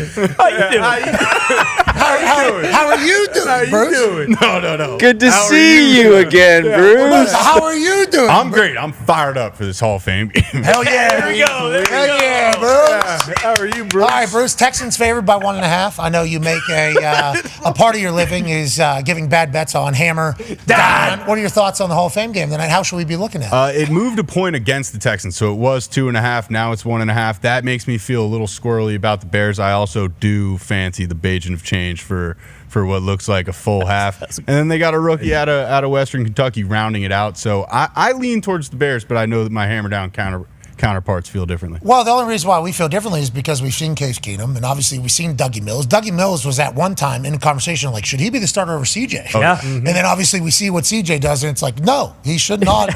Nobody should have been in that conversation with CJ, but he's played real meaningful minutes, real meaningful ball, as has Case Keenum, who seems to be 55 years old. Yep. He's going to be in a Hall of Fame preseason game with nobody really on the field that is going to end up in either of these rosters, maybe other rosters, but this Hall of Fame game is where we're not trying to get hurt. We are here very early. This game is a celebration of what has been. We don't need it to be a mourning of what is. Let's just go ahead and get through this and get to the next step of this entire preseason process. But whenever you think about those two guys, who are they playing with though? Yeah. Like, does it matter if Dougie Mills is good if your wide receivers have no idea where they're supposed to go? Well, I guess we could also find out who the coaching staffs are potentially pissed off at, because if you remember a couple years ago, Josh Jacobs basically got 25 carries and played 3 quarters in the Hall of Fame game. He was the leading rusher in the NFL the year before that. So shout out Josh McDaniels, by the way. Yep. You're letting Josh Jacobs know, hey, it's my team. Get your ass out there. The Hall of Fame game, yeah. Nobody's playing except Burrow, Josh Jacobs. That could be Robert Woods. He could be on the bubble for the Texans, so he might see some action. John Mechie, too, might play. Okay, we like that. Here we go. How you doing? Pretty good. Pretty good. Shout out to Enzo. Speaking of Enzo, ladies and gentlemen, this weekend is SummerSlam. And it's a stack card in Cleveland. Loaded. Top to bottom. In front of the dog pond, there will be a card that'll have titles on the line, that'll have megastars on the card. There will be moments that'll be remembered for the rest of the WWE's existence, which is forever. Because then, now, forever. One of them, I believe, and the boys believe, and I have to be non-biased because I'll be on the call, luckily, to be there. And I am a massive Sami Zayn fan.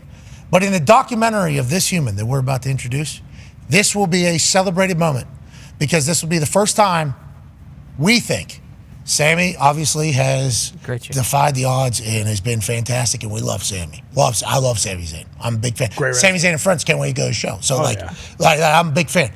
But I believe there's a rocket ship on somebody for good reason. And you don't just fall to the top of the mountain. No. You got to climb up it like a damn dog. Ladies and gentlemen, fighting for the Intercontinental title on Saturday. Joining us live from the Thunderdome, Braun Breaker.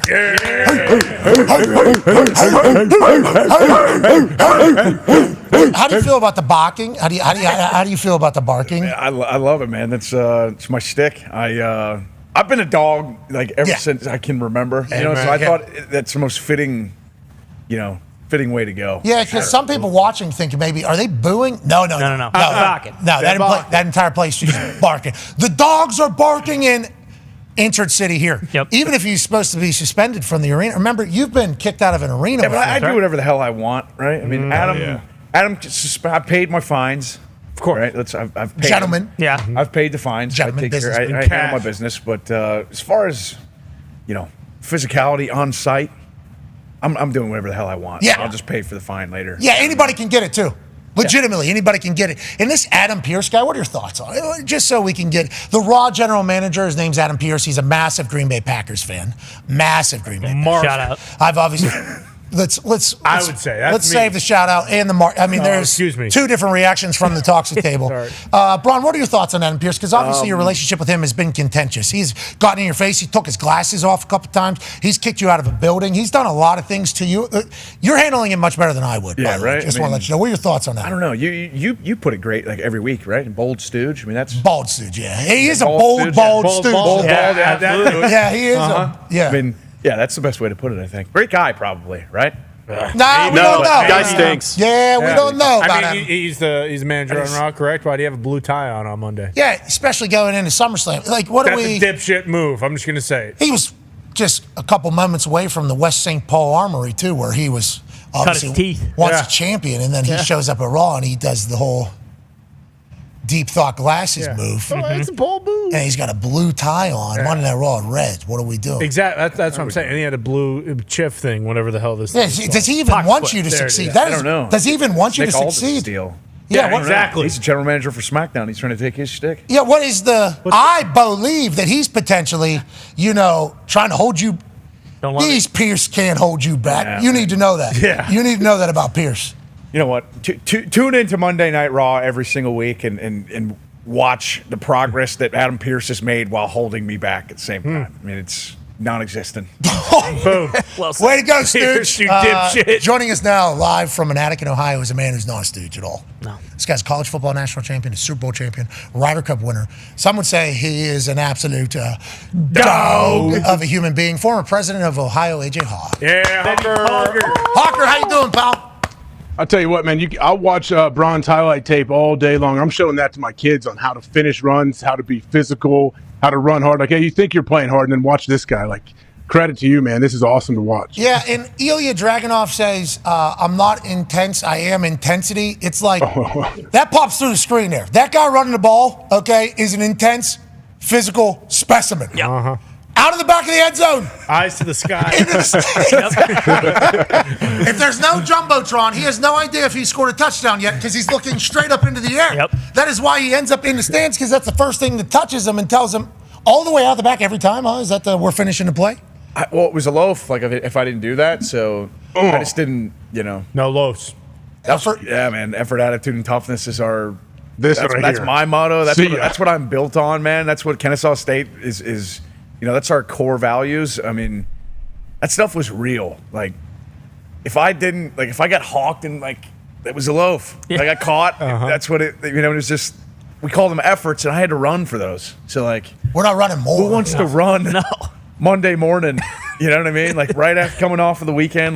Who's the coach? Brian Bohannon. Legend, man. Started. He played at Georgia. And then I want to say before us, he coached at Tech, and then he's been the head coach at Kennesaw State for I want to say maybe 7 or 8 years now. But this is the first year that Kennesaw is going into FBS. Actually, we made the move to Conference USA, so big stuff coming in Kennesaw. Effort, attitude, and toughness. Effort, attitude, toughness, man. Spells eat. Got to eat. Yeah, man, you dropped that in a promo the other day. You were like, this dog's going to eat or something. It's like effort, attitude, and toughness, and then you dropped it in with the dog and the eat thing. Right. I'm like, yo, it's almost like, isn't it? Perfect. It's almost like it's too perfect. Yeah. It's like the universe is coming together. You know what that means for Saturday? Oh. In the dog pound. Yep, dogs got to eat. Bad days to be Sami Zayn. But Sami Zayn's faced tough odds before. Yeah. Okay? He's a lunatic. WrestleZania has happened before because Sami Zayn has accomplished and done so many things, but dogs got to eat. Yep. In dog pound. Mm-hmm. Come on. Almost sounds too. Meant to be almost. Yeah, sorry, Zane. Live from Hammer Dahn with an Olympic update, ladies and gentlemen, Tone Day. Yeah, before we get to the early correction on my part, okay? I was unaware of the rule that you can only have 2 gymnasts in the all-around final. So Jordan Childs is not in the all-around final. Even though she qualified 4th, she is not because you can only send 2. That's kind of bullshit for Charles. A little bit. Yes, I mean, that's what happens when I'm part of the greatest country in the entire world. This is like a San Francisco 49ers situation. Exactly, yeah. Too good. Yeah, you're right, AJ. That's what I'm saying. Simone started great on the vault, and then she went to the bars, and there was a bit of a slip-up. And the Brazilian Andrade, not the WWE superstar. Andrade? Yeah, not the WWE superstar, okay? He was on speed last week. Yeah. Did he win speed? He tied Ilya. Oh. They tied that First day. ever Time ran out. Yeah, Because it's a 3-minute match. We need speed. And then it got to 3 minutes, and neither of them could win. They're too tough. Needed more Both of them are speed. too tough. They need more. They need more speed, more time. Yeah. I wish you had more time. Is really the entire And speed. And speed. Yeah. Well, speed. If you have more speed, you have less time. Yep. You need less time. Sure. But more speed, more time. They go hand in hand, especially with WWE. Speed. Go ahead, Mr. Corrections. Bingo. That was perfect. I can't correct any of that. So Andrade and Simone are battling it out right now. Suni Lee still got her best events to go, so we got a lot left. But early, it's Why aren't you on WWE? I was about to say, Why? if we're talking about speed in WWE, right? I mean, people should speak Braun Breaker. Yes. Well, that, Amen. I mean, hey, I don't know, man. I mean, double. Oh my God. yeah, exactly. Yeah. What are we even doing down in speed without Braun Breaker? 24 miles an hour off the ropes as fast as that's real speed. That's what. I don't know. I mean, Andrade is the speed champion right now, correct? We don't know. He could be. Yes, he might be. It's probably Pierce. Pierce is probably holding it up. That's why. I don't know. There's just no way this guy's running as fast as me, moving as fast as me, doing anything as fast as me. It's the definition of speed, or kicking someone's ass as fast as I can do it. Boom. Boom. So, as far as I'm concerned, I'm the king of speed. So. Okay. Love that. Amen. Hey, back to you, Tone. Hey, that's a matter of fact right there. Yep. Yeah, I like that. Let's get him a speed belt. I'd love to. Yeah. Title, sorry. Fast Belt's as well. on up your pants. But when you're running with real speed, you are going to need a belt. Yeah, Because those absolutely. pants come flying off. Yeah, all right. Ron, what were you running those highlights? Like 4.25? Something like that? Well, not probably at that time, but I ran like high 4.2s when I was training for the combine and stuff. So, Yep. yeah. That's Makes speed. Yeah. Ladies That and was on a gentlemen, stopwatch. ladies and gentlemen, we got him. 4.2s Come on. right now were built the way What's he your is. high school tape like? Can you imagine what it's like him playing against high school kids? How did that go? I mean, it's out there. I mean, I was a linebacker. Were you ever tackled? in high school? Yeah. Yeah, but 8 guys. I played 6A ball, so I played against other guys that were like going D1. There's a lot of guys. There's some people from that county that are still in the leagues. Where at? So, like Cherokee County, North Georgia. Okay. Oh, dang. Georgia. Oh yeah. Yeah, I mean, it was the highest classification that we played. So I mean, it was tough, man. It was a lot of dudes that were. Yeah. That's it. I got a flag for targeting right here in the very first play. I didn't really give a shit. 'Cause I just wanted people to see how violent of a player that I was. I was like, Hey, that's Braun Breaker football. Yeah, man. At Setting the first, tone. this is here the we first go. highlight. Oh Yeah. no. First highlight of the highlight video. Oh yeah, here this is it me. Yeah. Oh. Yeah. What? Come on. That's Oh, geez. That's football. I didn't know Georgia football was throwing flags for that, AJ. Did you know? This is high school. I mean, you got some athletes out there though. These Oh are my players. God. Really good flashing camera. 2 on the side there. Braun Breaker filling the hole. Jeez. Get ready, Sammy. Get ready. I've been doing the spear thing a long time. Yeah, boom, there it was. Jeez. We saw that. Plant them in the ground. Can you still do that in high school? Can you land on top and plant them still? This was no 5 idea. years ago? This is Oh, no, I'm sorry. 10 years ago. this is See 2015. ya. Yeah, 9 years ago. Oh yeah. Are you barking there? Or have we started the bark yet? I was just letting them know what was Yeah. up. You know. As you should Give have. me a long night. Give me a long night. God, I love high school tapes, I feel like I used to just go into games. The intended receiver. Okay, all right. Anyways, ladies and gentlemen, we got it. Okay, ladies and gentlemen, we got it. Sorry about that. High school football, once you start seeing people fly around recklessly, and then there's like 3 guys on each team that are certainly much better than everybody else. And then there's some highlights that can really get cooking. Not everywhere, obviously. There's some packed teams, stacked teams, but in some most high school football, there's 2 to 3 guys on each team, and it's like, let's just keep eyes on what's going on back there, and then let's move it. AJ Hawk had 74 tackles in one game in high school. Yeah, I've seen he's a stud. He's Yeah. been. How many was it, AJ, actually? No, I don't know. I don't know. 30, It was, maybe? it was 35. 30? 35 tackles. 35? Hold on. That's insane. Then he rushed for like 150. Yep. He had like 3. Both ways. Rushed for 150. He had like 3 touchdowns. And then he punted. Scoring the touchdowns and tackling. And then he punted. Then he punted too. He had like 2 punts.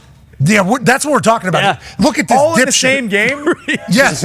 One game. That's insane, dude. Yeah. Well, I mean, my linebacker coach was the one counting tackles, so I'm sure he padded my stats. Shut up. Short. Shut up. Okay. 30 over 30 tackles. 35, actually, documented. It's a record. Elite level. Yeah, that's got to be some sort of record. Oh, right? never mind. Not 35. Oh, no. only 31. 3 times. He had 31 tackles 3 times for the They Centerville. ran the ball. They ran the ball 60 times at us. So I better not. Okay. It was 30 Got more than solo. Half the time.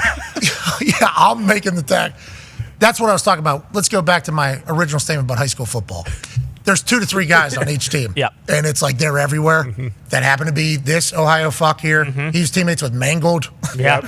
So he was Nuge. Yeah. I couldn't even. Brenneman's kid. What Centerville is Yep. back. Allegedly, All the way. On TV. Speaking of back, let's go to Hammer Dahn time. Can you give us some updates on the Olympics, please? And let's not get off track here, Tone. Please, we need the updates. I feel like that wasn't on me. It could have been. It was probably Braun's fault for being so speedy. To be honest, Right. Yeah. Too much on Braun. But no, right now, pretty much all we got going on is the women's all around. So, yeah. that's where we're at. Any Guinea teams in there?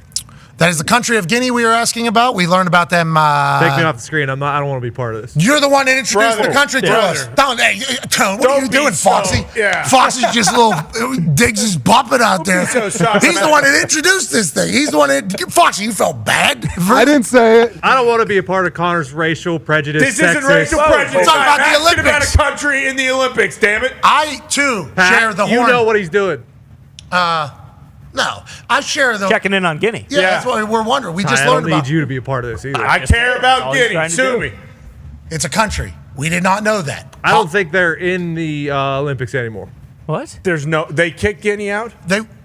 I can't believe they're kicking What Guinea. the hell? Can't do that. There's others that could be, kicked out. plenty. The soccer team is out, I'm pretty sure. And They play other sports. Guinea only brought soccer players? I think so. I don't know to be.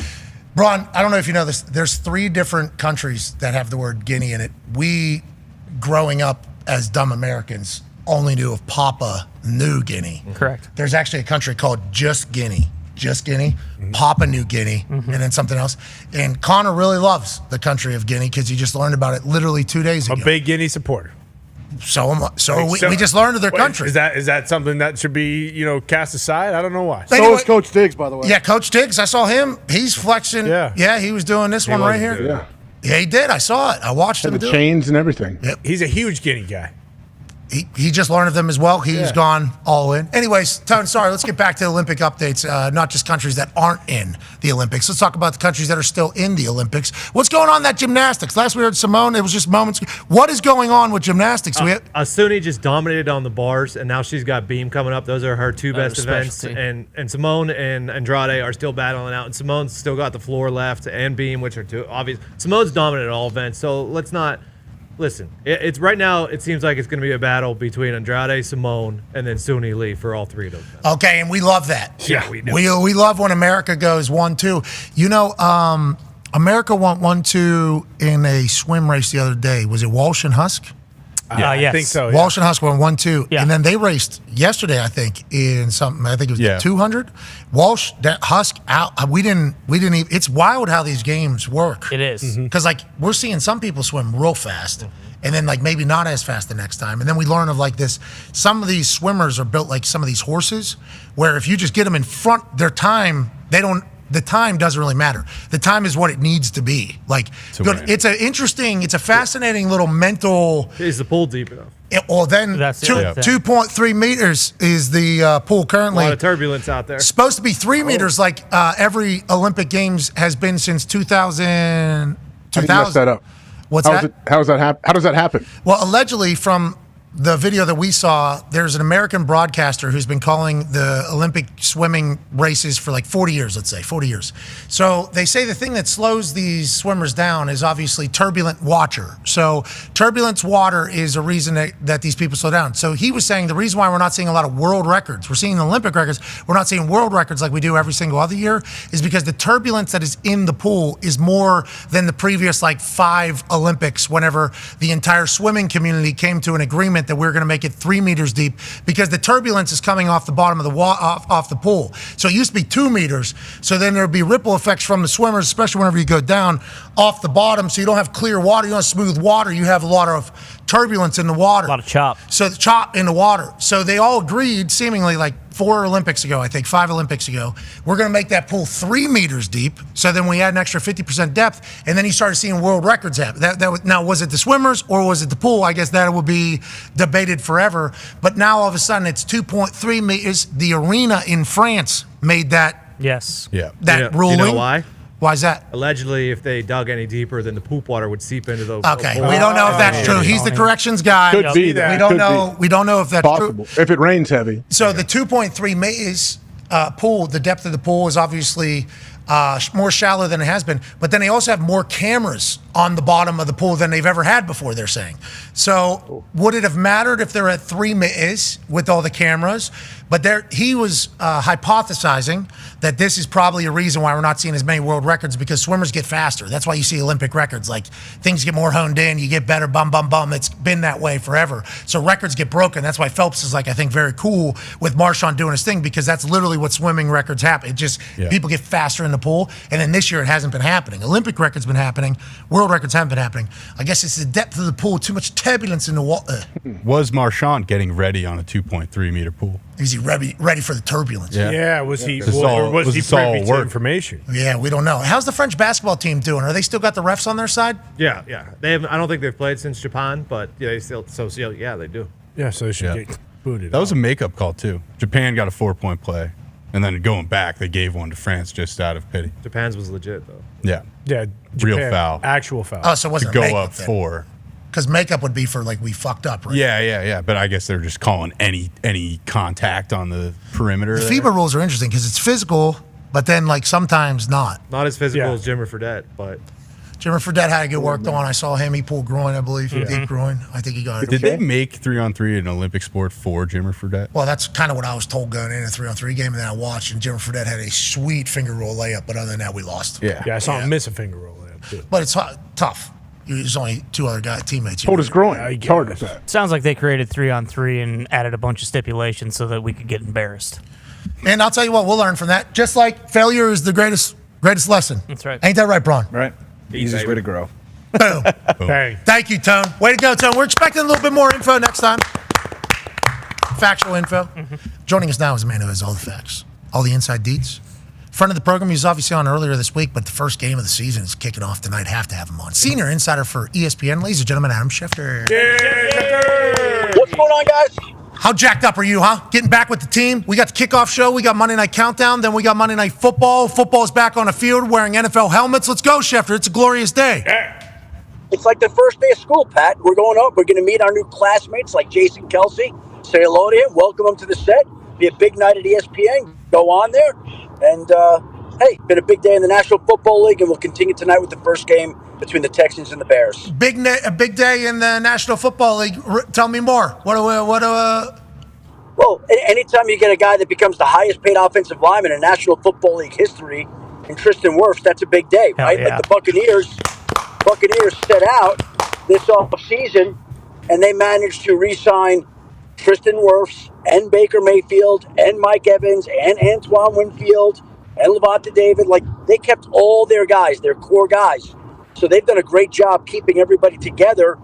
And Tristan Wirfs resets the tackle market. They get him locked in through the 2029 season. He's been a great player for them for a while. That's a big move. Great work by Mike Greenberg, Jason Light, Bull, everybody down there. Congratulations to the Buccaneers getting their team back and getting this deal done. Now, for the Wirfs deal, shout out to Kirk's Dogs, obviously. Go Hawks. Shout out. Our source says were telling us that it was the guaranteed money issue that they were disputing over. Do we know what the guaranteed money is, and how did this deal ultimately get done? Well, the guaranteed money is $84.2 million. So they had something of a breakthrough last night. I'm sure it did involve some of the guaranteed money involved. And when you're getting the guaranteed money over $84 million, and you're talking about an average of, 27-1 a season or whatever that is, like, how are you not doing that deal right now? And I think Tristan Wirfs gets the money he wants, the guarantees he wants. That's his win. Tampa Bay locks him in for the extra year on the extension. That's the Buccaneers win. And so, yeah, it's great. Again, that's a big move for the Buccaneers franchise. Michael Lombardi was on the other day, and he's like, Tristan Wirfs, yeah, we figured out how to get that deal done with Tristan Wirfs. Other people, you got to kind of tier this entire thing, because he was talking about Trent Williams, which leads to San Francisco. Go ahead, Ty. Yeah, Shefty, we saw a video yesterday that showed Brandon Ayuk kind of dapping up John Lynch and Kyle Shanahan, and I think most people speculated, like, oh, okay, they must have reached some sort of agreement. We're going to see him back on the field. Then other people are saying, hey, maybe this is like a, hey, thanks for everything you've done. This guy's getting traded kind of dap up. I didn't see that. Yeah, saw a little bit of that as well. Do we have any updates in the whole Brandon Ayuk situation? Good dap here with Lynch. Hey, how you doing? Good to see you. This one was Shanahan. Yeah. This one was Shanahan, though, Shefty. This one, hey, almost I heard the good news dap up right there. But we're just reading from very, very, literally 1,000+ miles away. We are reading this from. Yeah, well, basically, there's no new deal there, and again, they've had a really hard time working out a deal between the Niners and Brandon Ayuk, and they've continued talking, but they just haven't made a lot of progress. So I think that's probably probably a little bit. They haven't made a lot of progress, so it's probably a little bit discouraging to both right now to try to get that done. And so it wasn't. Thank you for taking care of me kind of message, if that's what you're saying. Okay, we misread the situation completely then, because from what it was just a few days back at training camp where he showed up in the white shirt with the backpack, do-rag, flailing a towel, and then he talks to Lynch, and then he kind of just exits the field. We're like, okay, that doesn't seem to be great. And then the dap up and the positive, we're like, okay, maybe that's good. But you're saying, no, there's no new development. They're just getting back on better terms, seemingly? I think it's a case where sometimes you wake up and you feel happy and you're in a good mood, and sometimes you wake up and you're not so happy. And I think that's what this is a case of, and I think people are reading too much into that and trying to ascertain that there's a meaning behind this message when there's not. It's just not what's happening in that particular video. A lot of people saying, they worked out a deal, they worked out a trade at that moment. No, that's not the case. And again, that situation is still unresolved, still tenuous, and still needs to come to a head one way or another. Okay, we'll put that on the ticker for sure. Go ahead, AJ. Hey, what about Trent Williams? We haven't seen him out there walking around talking to anybody. Are they going to get it done, and when do they get this done? What do you think it might look like when they extend him or give him more guarantee? The tricky part about this one is you're talking about a guy that's as dominant as any offensive tackle in all of football. He's been great. He's been unbelievable. He's so good. Future Hall of Famer. He's also 36 years old, and he's got, I believe, 2 years left on his contract. And so these offensive linemen, their value is huge. Oh, yeah. Immense worth. And the Niners know it, but they're also in a situation where, again, I think that they've gone and paid Trent Williams a couple of different times, and he's 36, so you have to balance. How do you do that? How do you figure out a way to keep him happy and keep your salary cap situation intact at a time when you know the Brock Purdy extension is coming down the pike after the season? You got Brandon Ayuk who wants his money. You're paying these other guys. So it's a challenging situation that they have not yet figured. The matter is, Trent Williams not being in camp as an older guy, no problem. Take a couple of weeks off as we try to figure this out, and we'll see if we can figure this out at a later date. But the fact that he's missing camp right now, that may be a bonus, not a drawback. Okay, I love the spin zone there. It's good news that he's not with the team, and I assume Trent is also feeling the exact same way. I'll get to relax a little bit. I don't know if they do camp anywhere where you got to stay in a hotel or a dorm. Trent gets to stay up in that 1,000 thread as he's earned all of it, and he's considered GOAT by a lot of people. So if he sees what Tristan Wirfs just went for, right? It seems like now there's a whole new conversation that could potentially take place. And the Niners know they need to get the deal done. Sounds like they will. Let's stick in a contract dispute conversation with Bruce Brown. Yeah, Schefter, Matt Judon back at practice today. Are there any adjustments to his contract? Any new details there? Or is he just kind of back to work with his contract as is?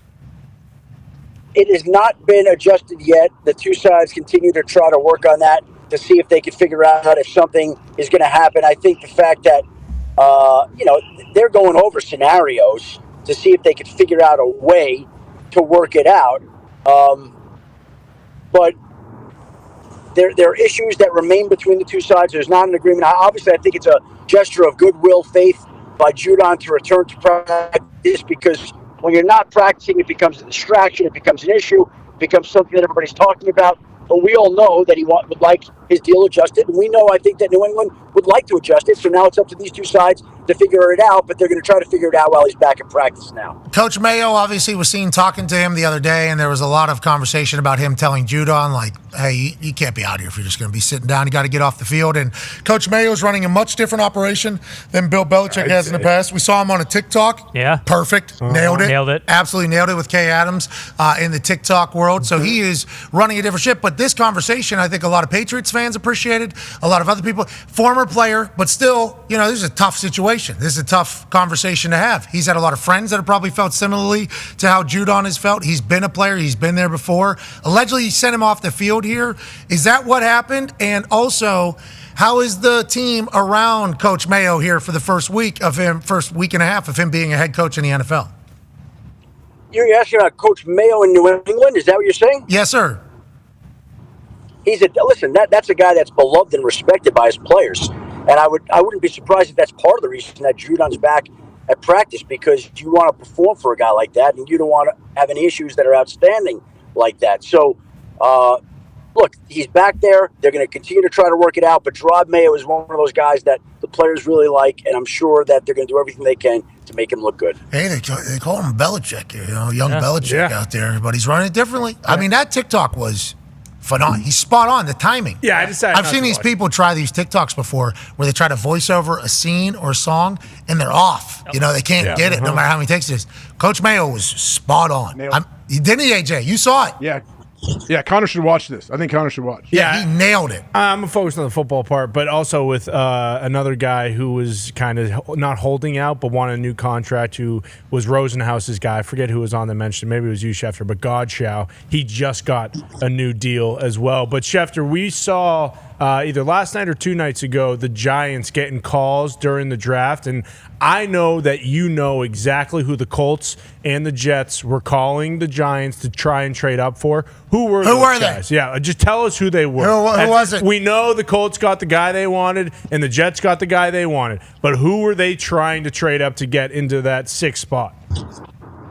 Well, the Colts, I believe, were really interested in Brock Bowers. There were 2 teams that attempted to go up in the draft to try to go get Brock Bowers, and that was the Colts and the Rams.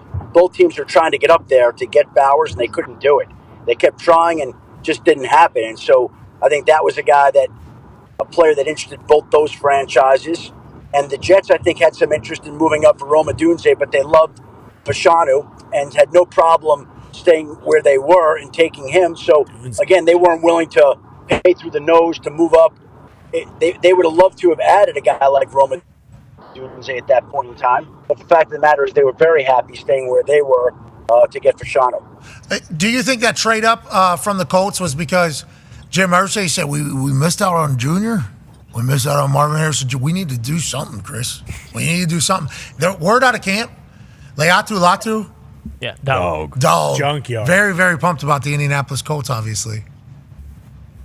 Well, and they need him with the injury to Samson Ekubom, obviously. So he's out for the year with the torn Achilles, right? So these things sometimes work out how they should. And teams are a little bit leery about giving up too much to get up sometimes when that's a perfect example. You get Leatu where they are, and they're going to really need that guy right now this year. And certainly that seems like it'd be more useful than a great tight end. But great players are great players. And Chris Ballard knows talent as well as anybody. And obviously he had a real interest in Brock Bowers. It didn't happen. They stayed where they were, and I think they were happy to get the player they did. Would have been sick to get Brock Bowers, obviously, just because everything we know about him. When you talk about a dog, he used to train by running up hills in wine country, like sprinting up these woods. He's like old school throwback football player who's obviously immensely talented. But all word out of Indianapolis Colts camp is that Leatu Latu is a real deal. This guy's fast. He's got all the moves. Obviously, everybody's buying in. Stocks about. Go ahead. Great player. I mean, I think we knew that he was going to be a great player. Tattoo. He got that tattoo. Yeah. Everybody's kind of cooked him. Now he's starting to cook an entire sleeve into that thing. I think it's going to look damn good. It should work out great. And Ekubom is our sack leader last year. Oh, damn. Yeah, so that's not good at all. Obviously not happy about it. We appreciate the hell out of you. You're the man. Safe travels. We can't wait to watch you on TV tonight. Thank you, guys. Have a great day. Enjoy the first day of school tonight. You got it, ladies and gentlemen. I'm Schefter. Did people enjoy the first day of school?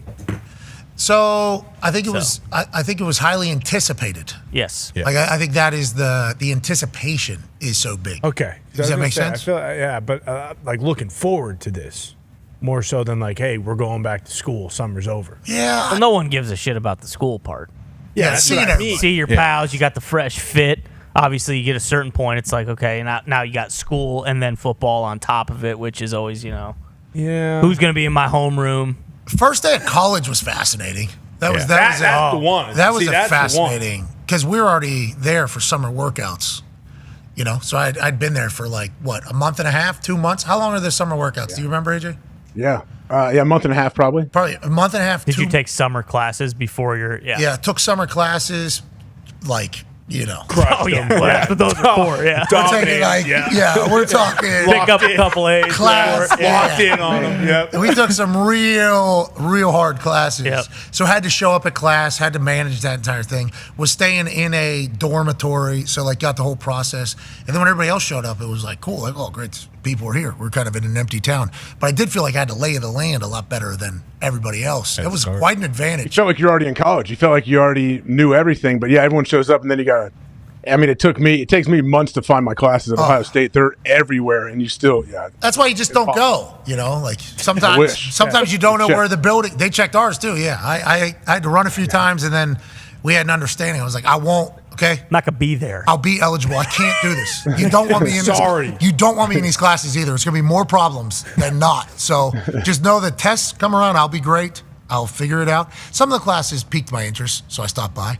Miss Feather, Nancy Feather. She had a sociology class that I took a few of those. That was intriguing. Those are great. Yeah, that was really intriguing. I think that's helped a lot with everything that has kind of taken place in my life as well. I think that is one of the biggest misconceptions with college too. Is you think going in oh, I'm gonna get to pick all my own classes. You don't get to do that until you actually have completed all the bullshit ones that you have to before you get into your actual major, and you get it's kind of just like high school. You have your core set of classes that you have to take, and I feel like that's why a lot of people are like, well, I didn't pick these. I'm not going to these classes. Yeah. Are you kidding me? There was a computer science class that was everybody's first semester freshman.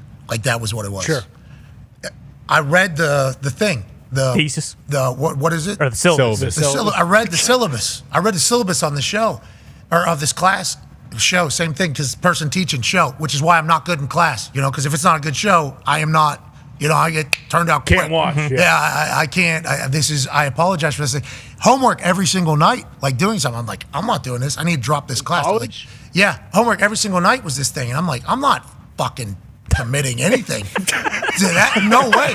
So I'm like, I need to drop class. I need to drop class. They're like, you can't drop this class. This is literally a freshman mandatory class. Yeah. I was like, is it mandatory or is it freshman mandatory? And they looked into it and they're like, well, you have to take it. I'm like, sweet, we'll kick this one. Yeah. We will punt this one to the next semester. Still haven't taken that class. Okay. I don't have a degree, obviously. We should. I punted that thing literally every single semester, and it was like, nah, I'm never taking it. Every night I needed to be committed to this. Come on, it's computers. It's easy. What type of fucking relationship does this class think I'm having with it? Every night I'm thinking of it? I don't think so. There's no way. You got to take it. I don't know. I'm not doing it. Next off season, we should all take this class. I assume what it is now because the development of exactly. Yeah. That's what I mean. It's probably awesome. Completely different. The classes right after runs are impossible. The worst, right? Never made them.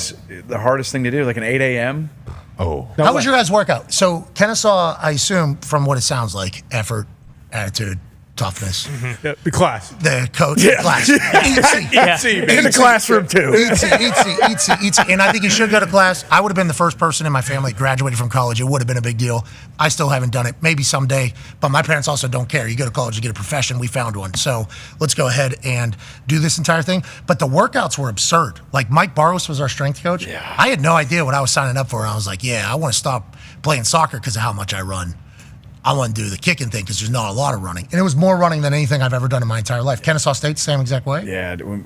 We have prepares you for life, though, doesn't it? Yeah, it does, honestly. Jim Carizzi was my strength coach. He's head strength coach at Navy now. Damn. Bullshit. He ran a tight ship. So, it was it was almost not worth sleeping in or missing it. Yes, yeah. Because it was the punishment just wasn't worth going through. It was do I really want to run for 2 hours? Yeah, watching my teammate. No, I don't. I don't want to do it. It's horrible. So we just go into I'd be stumbling into the class after 5 a.m. runs, asleep. Just But obviously, it's very important. Obviously, the classes were very important. We learned a lot in those classes. Right. We're very appreciative to the professors and to the other students that were doing that. But football was a full-time job. It was, and I assume other sports are like that as well. and it was exhausting. Exhausting. Obviously, not in comparison to real jobs. Military, police, firefighters, all that. Hey, listen, we appreciate the real jobs, but whenever football workouts are real, it's 6 a.m. too. These things are at 6 a.m. But I think, and you tell me if it's helped you become a WWE superstar the way you have.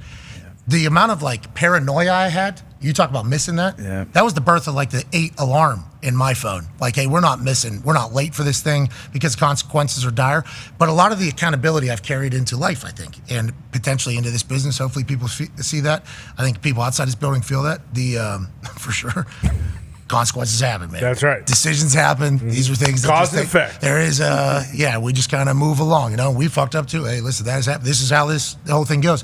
But college football set me up for success, I think, in life more than anything else. And it was the everything. Do you feel that way with WWE? How much do you lean on your football life? I mean, I lean on it tremendously because I was just so bought into our culture there. It was just so such a good group of people coming, because we were a new program at the time too. We only had one season by the time I got there, so it was all about proving ourselves and proving that we belong. So we had to work twice as hard as everybody else in the country in FCS because we knew we had because nobody thought we were going to do anything. Nobody thought we were going to be a playoff team or be a top 10 team or be as successful as we were as early on. But it just came down to a bunch of people bought into the program and what Coach Bo and these coaches were trying to get us to buy into. It was just a bunch of people who wanted to win. And do you carry that now into the WWE? Or? Yeah, every day, man. I mean, I said it last week. I told the world that I was going to kick Sami Zayn's ass at SummerSlam, and it was going to be built off effort, attitude, and toughness. And that's the same thing that I used to bury people in the dirt or whatever it was that Kennesaw State. It's the same thing, man. It's the same principles. AJ, have you seen yourself wrestling in 2K? AJ, you're a dog in there, dude. You run the ropes like you're Braun Breaker. Yeah, he is a dog, dude. He is a dog. Have you seen him?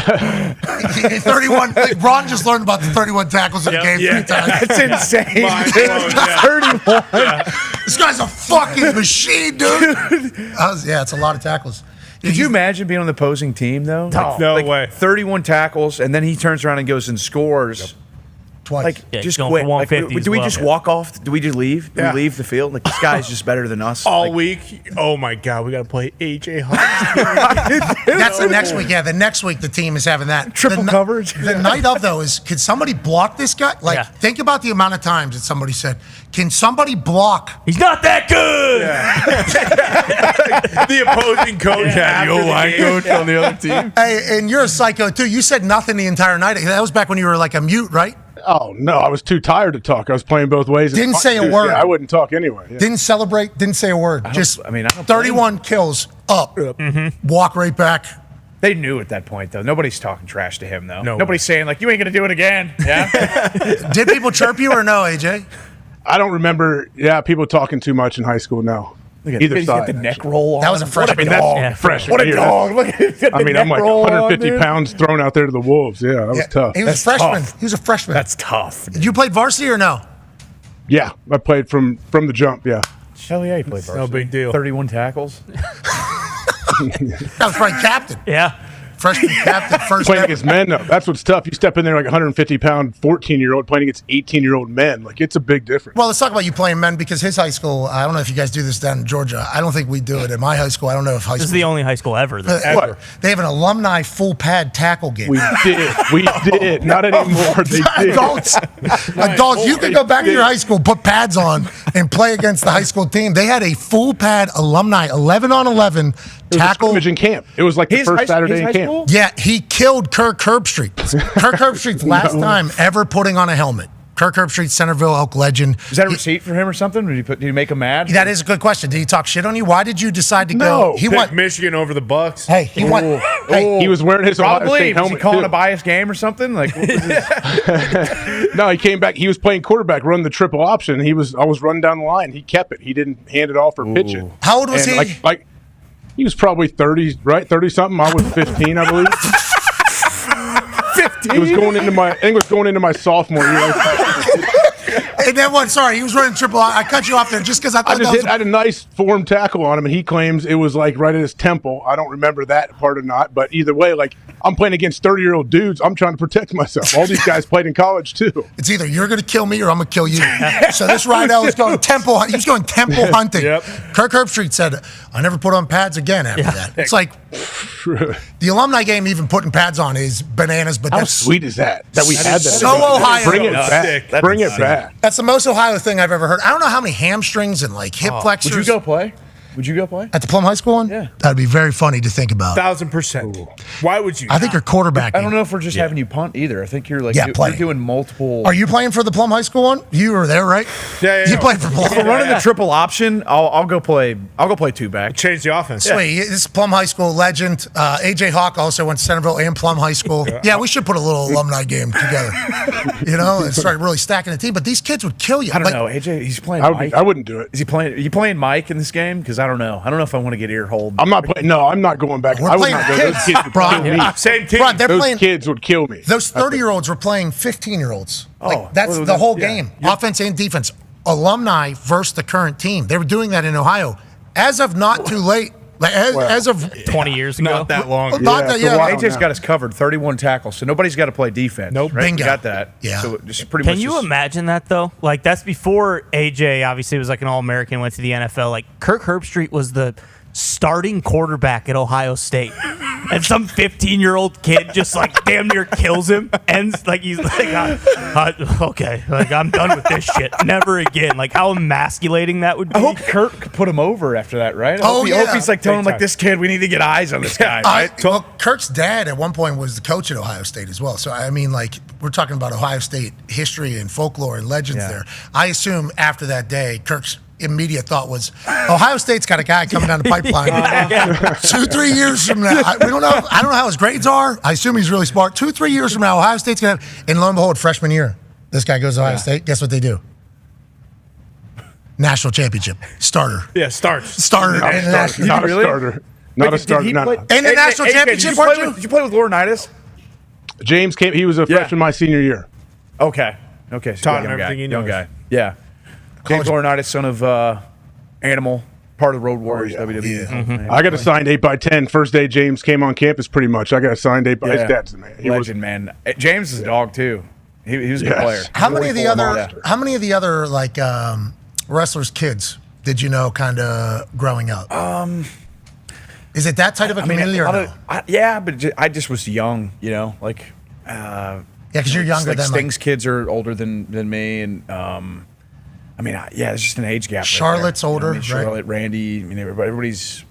Yeah, I'm behind. Do they have pictures? Because every once in a while I'll make it to the day of, and there'll be people are warming up in the ring for their match at night. Warming up during the day whenever the arena has nobody in it, and they'll have their kids in the ring. Like, and there's photos getting taken. I'm like, that's probably a sweet memory there. Yeah. Especially if it goes on. Was there any of that for you? Did you stay away or were you a part of it? I was playing ball so much. I was a 3-sport athlete. So okay. I had no time to.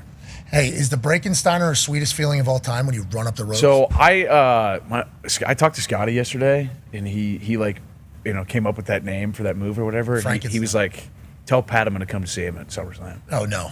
That's not good. I don't like that. And I defended you. I was like, dude, that's a better name than Frankensteiner. What the hell are you talking about? Well, especially your name. We're starting a new thing, right? Your name's Braun. He's like, This ain't good. Pat, you better. Yeah, you better hide. He was head on a swivel. Better get in the coal cage, the old aquarium he used to be. Yeah, they need to glass me up. Yeah. He is a beast. Oh yeah. He's not happy. Is that what we just heard? He's not. With you. He's just messing around. But I hope so. Until he is. I hope Until so. he is. All right, before we get out of here on ESPN, jeez Louise, that's the last person I need. I already got enough. That's terrible news. Right. After our today's show started, there is enough to go around for old Pat doesn't need to be on this earth here. We don't need.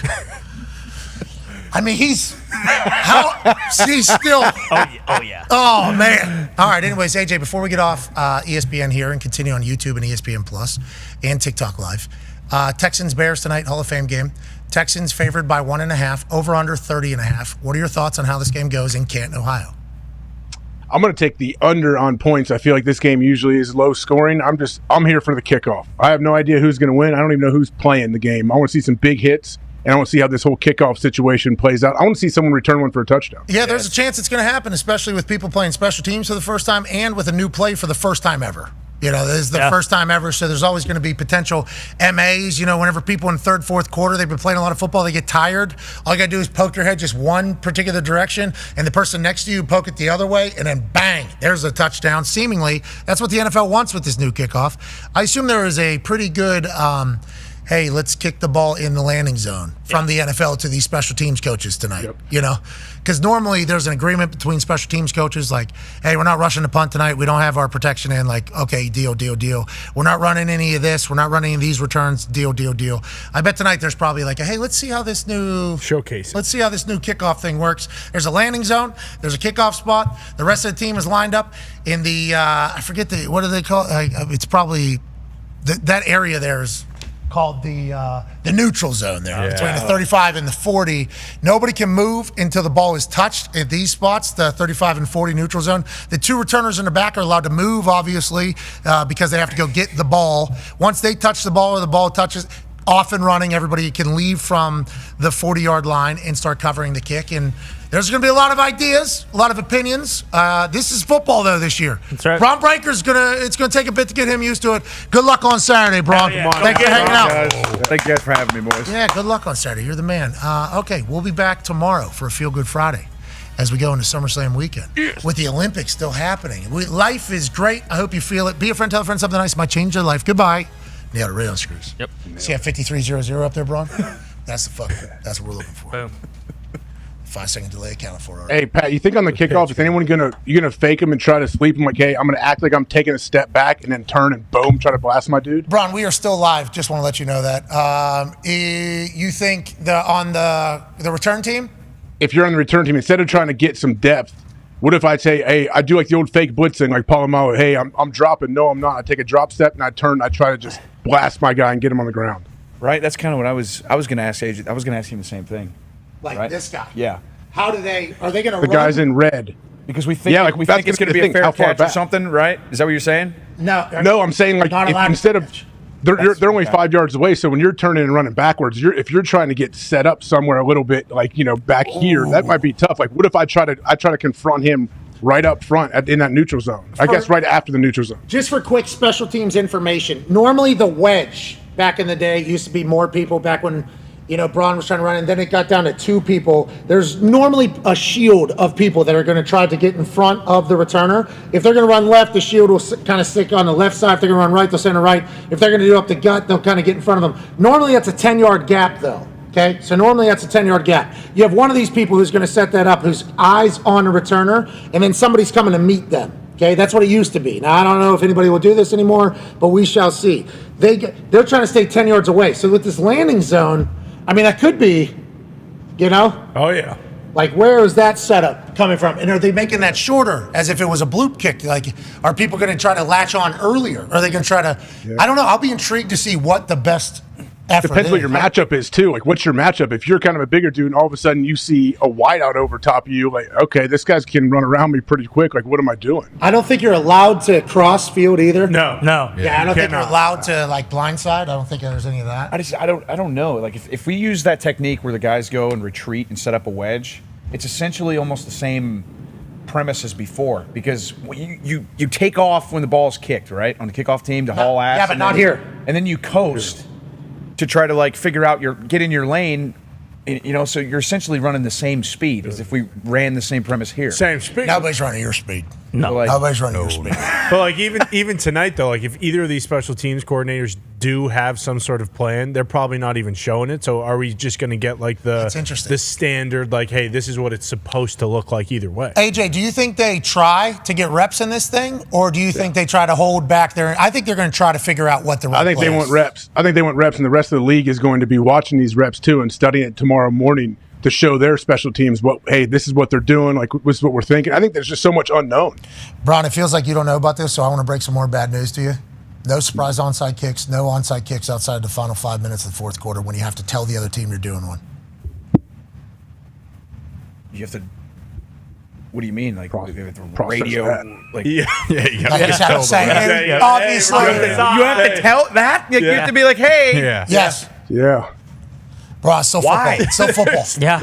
They're stealing our It's still game. football, Braun. It's Hey, still how do we football. know when to go, Pat? How do we know when we can take off? So that was whenever we talked to Coach Riz, he said the whistle was too much for the XFL because then there was an echo and there was an early whistle and like there's always but football is revolved around whistles. So I don't know. Air horn? What, do you got, an air horn somewhere? He said there's going to be like a ref hand. Like they don't want the sound. They don't want a sound. Gun would be awesome. If there was a sprinter, take your What about a march. flare from like underneath the field goal post because everyone can see that. But the way he was talking about it to us, and I don't know what they ended up making the actual rule was, they did not want a sound indicator or something distracting. Yeah. They wanted it to be like a. The players are going to yell, though. Every team, the coach on the sideline is going to be sitting there. They're all going to be like, go. Like, they're going to give them their go sign or whatever.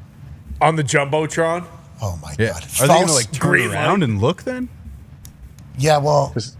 Can everybody look at the same person? If one ref's doing it, everyone's cranking their head different ways to find this ref. Well, and then also, if you're the off returner, you are distracting as if you are. Yeah. Right? So people are looking at you, waiting. And like you can pump fake it too right before it's going to get there.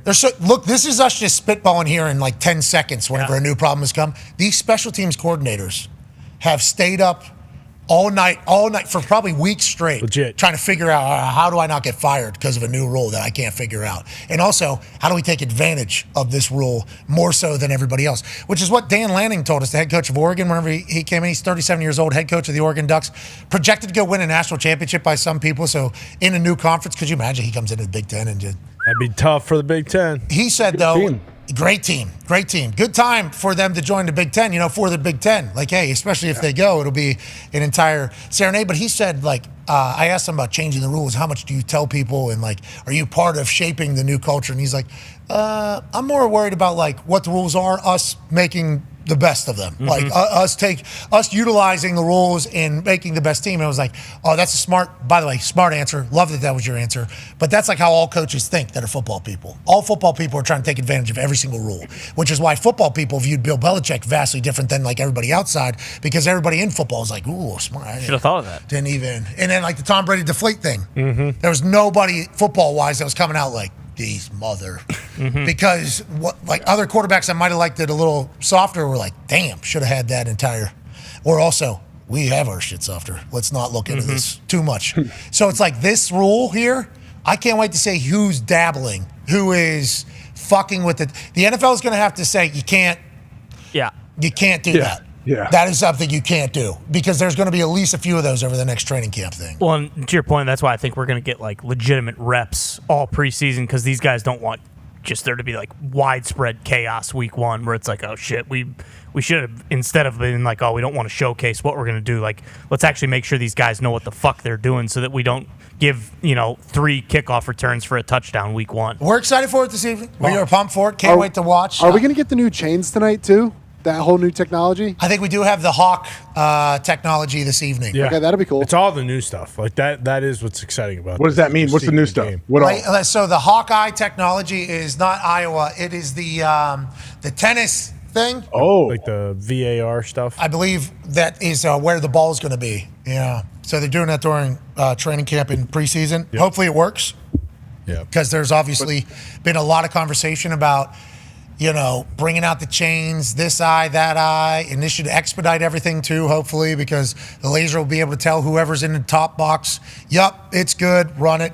The only issue is this is going to feed some conspiracy fodder. Oh, yeah. Big time. Presentation is going to be very important. This is going to feed, this is going to feed, because tennis, I guess, already has it. Yeah. Because we had McEnroe on, and McEnroe told us that the Hawkeye technology that we all assumed was perfect in tennis was like, do you believe that, though? Because I guess some tennis players have seen a ball with their eyes right below them hit a line and then gets challenged, and all of a sudden it's out, and then the immediate thought is, you're fucking me. Yeah. That is... Completely. It's also the people up above are the ones telling the refs whether it's a first down or not. Like, VRA people have made mistakes on offsides telling the ref that it was onside. So, there's always going to be shit.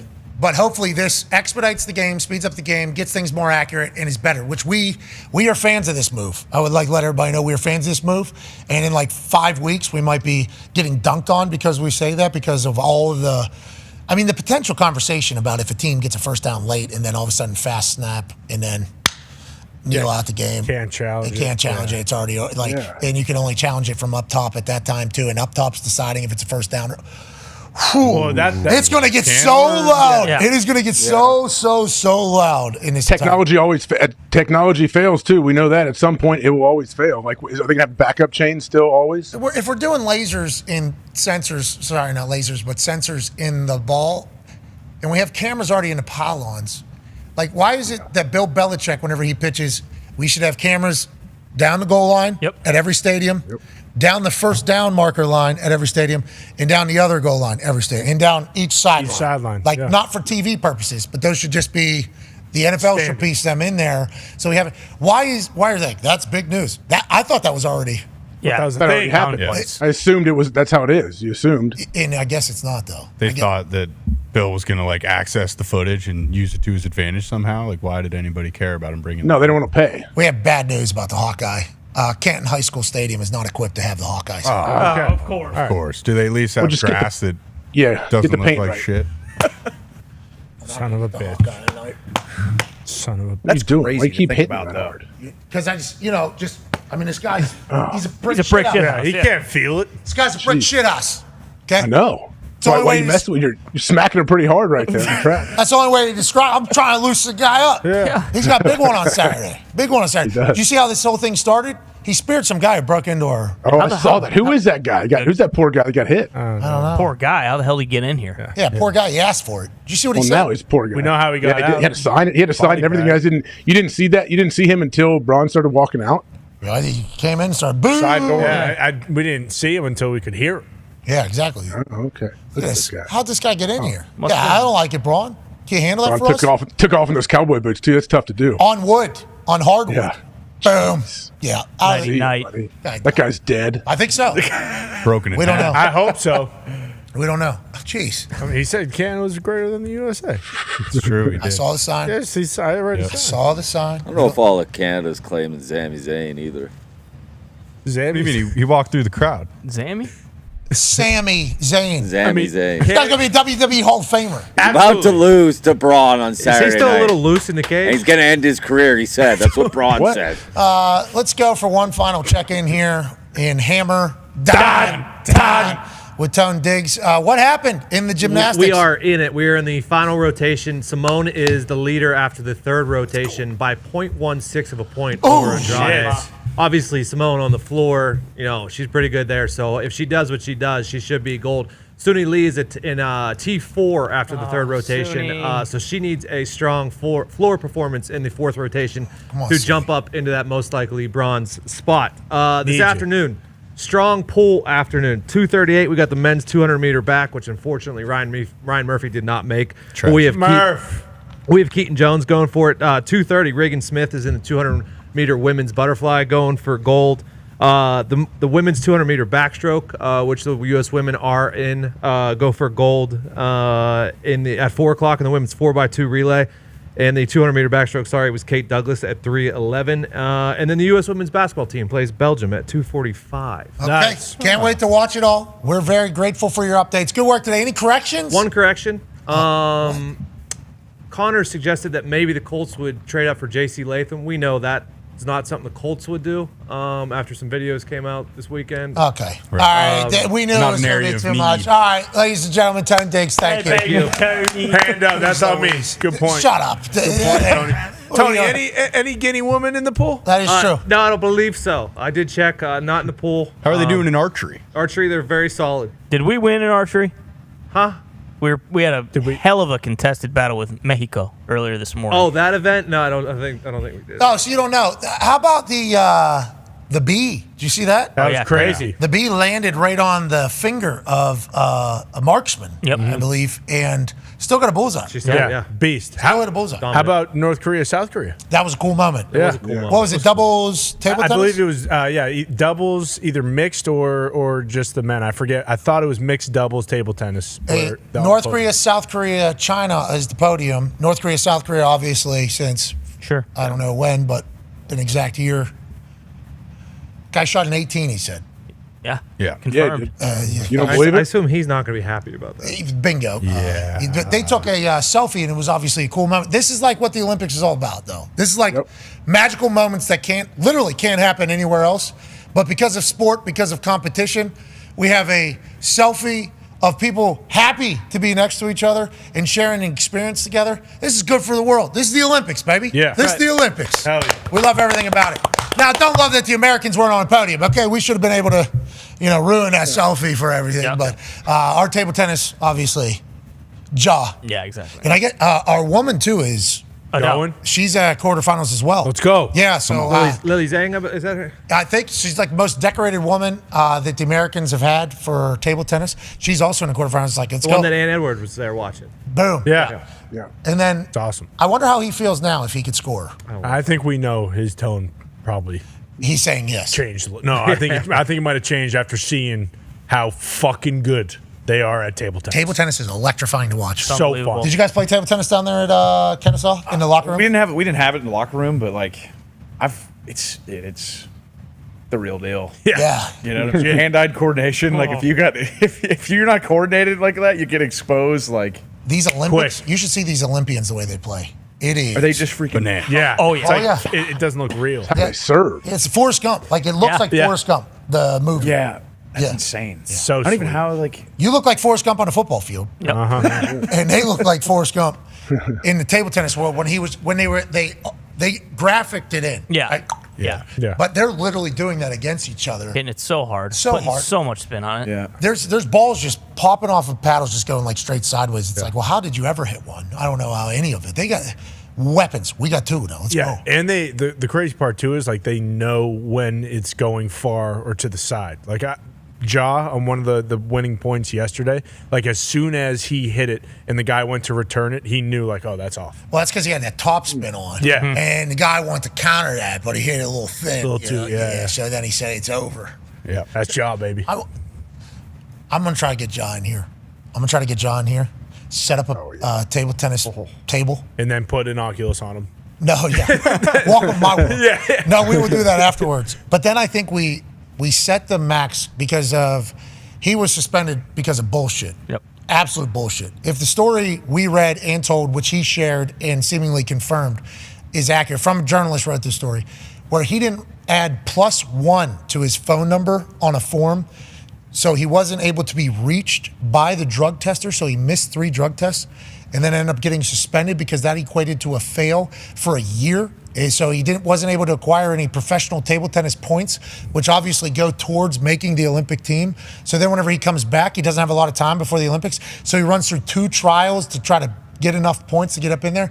Then he has his best showing. This guy was once the youngest member of our table tennis team in history. Now he's in his 3rd Olympics, prime for a run, and they try to get him. They tried to take him out? And he came back. His profession was table tennis, so he's suspended for a year just training, and it's Olympic time, so you can't really just go pick up an insurance salesman job. You got to do your thing.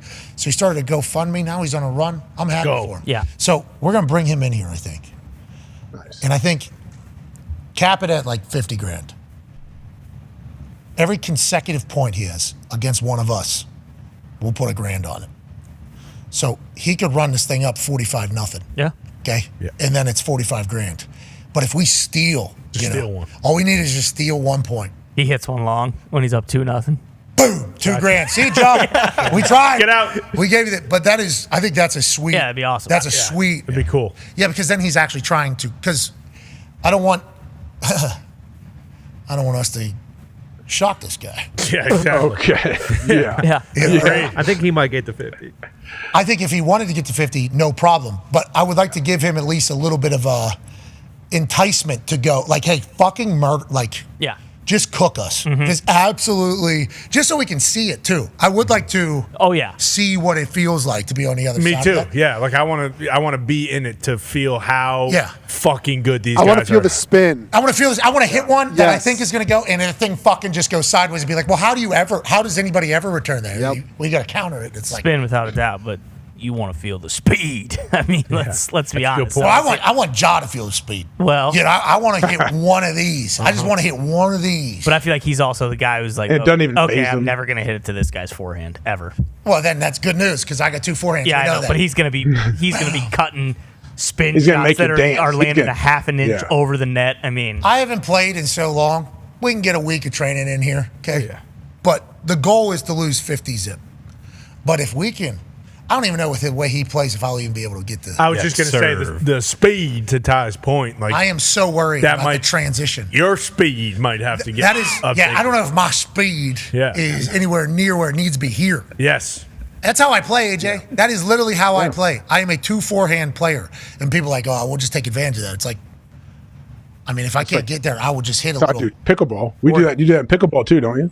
Yeah. Or he's going deep right down the middle as you're switching, and you have to. Yeah. He's serving either side. Hit it with the middle of the battle. He 50 zips us. Yeah, I for can't sure. wait. Without a doubt. But it would be cool to experience. Yes. You know, it's like this guy, best in our country for sure. Mm-hmm.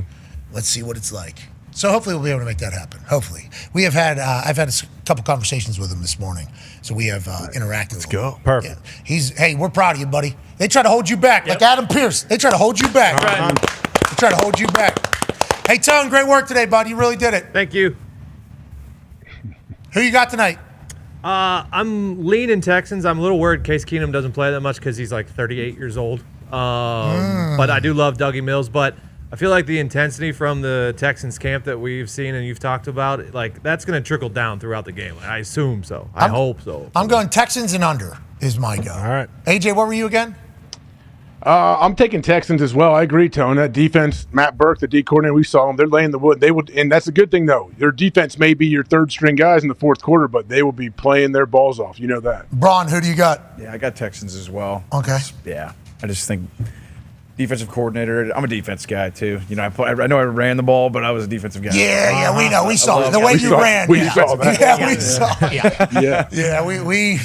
We heard you. We heard you loud and clear. He's got Texans. Connor. I'm going to take the over in the Bears. Over I like because of the kickoff. Bears I'm taking just because all four of you took the Texans. Ty. Yeah, everything's leaning Texans, so I'm going to take the Bears as well. Okay, that makes sense. This season could be like last year, you're saying. Yeah, bingo. And Bruce Brown? I am on the Bears. Okay. Gumpy, I don't want to give away the entire Hammer Dahn! crew. Who do you like? Texans. Easy. And? Over. Ooh. It's a play. Unders did not hit very often last year in the preseason. All right, have a great Hammer. Dahn! Braun, have an incredible weekend. Yep. Let's go. Go get what's yours. Come on now. Hey, this is a documentary night. This is one of those nights that's going to be on your documentary. Okay? Let's fucking remember that. Hell yeah. And let's enjoy the shit out of everything. Hell yeah. All those dogs are going to be barking so loud. Oh, my God. It's going to feel so cool. I get to watch. I'm going to be lucky to be there. And Sami Zayn, we will say, we're massive fans as well. Okay? Can't wait to watch. That was one guy. Canadian lad back there. I don't like that. Love That's why. I have broad breaker through and through, brother. I don't give a damn about Sami Zayn. That's what we thought. He's a football guy. We apologize, Sam. I mean, that's how that's going to go. All right, we'll be back tomorrow. We can't thank you enough. Good luck out there. Be a friend. Tell a friend something nice that might change their life. We're in this thing together. Let's never forget it. And we're always legitimately. I know it doesn't feel this way sometimes on the internet whenever my name is mentioned, but I think I'm legitimately trying to just, we're all seeing the same picture, I think, sometimes. I might be wrong, but I think we're all seeing the same picture, and it's like, let's just continue to enjoy sport, let's continue to enjoy life, and let's remember that it's all going to end for all of us. So, might as well enjoy the hell out of today. We're in this thing together. Team on me? Hell yeah. Boy, Brown. Team on three. 1, 2, 3, team. Goodbye!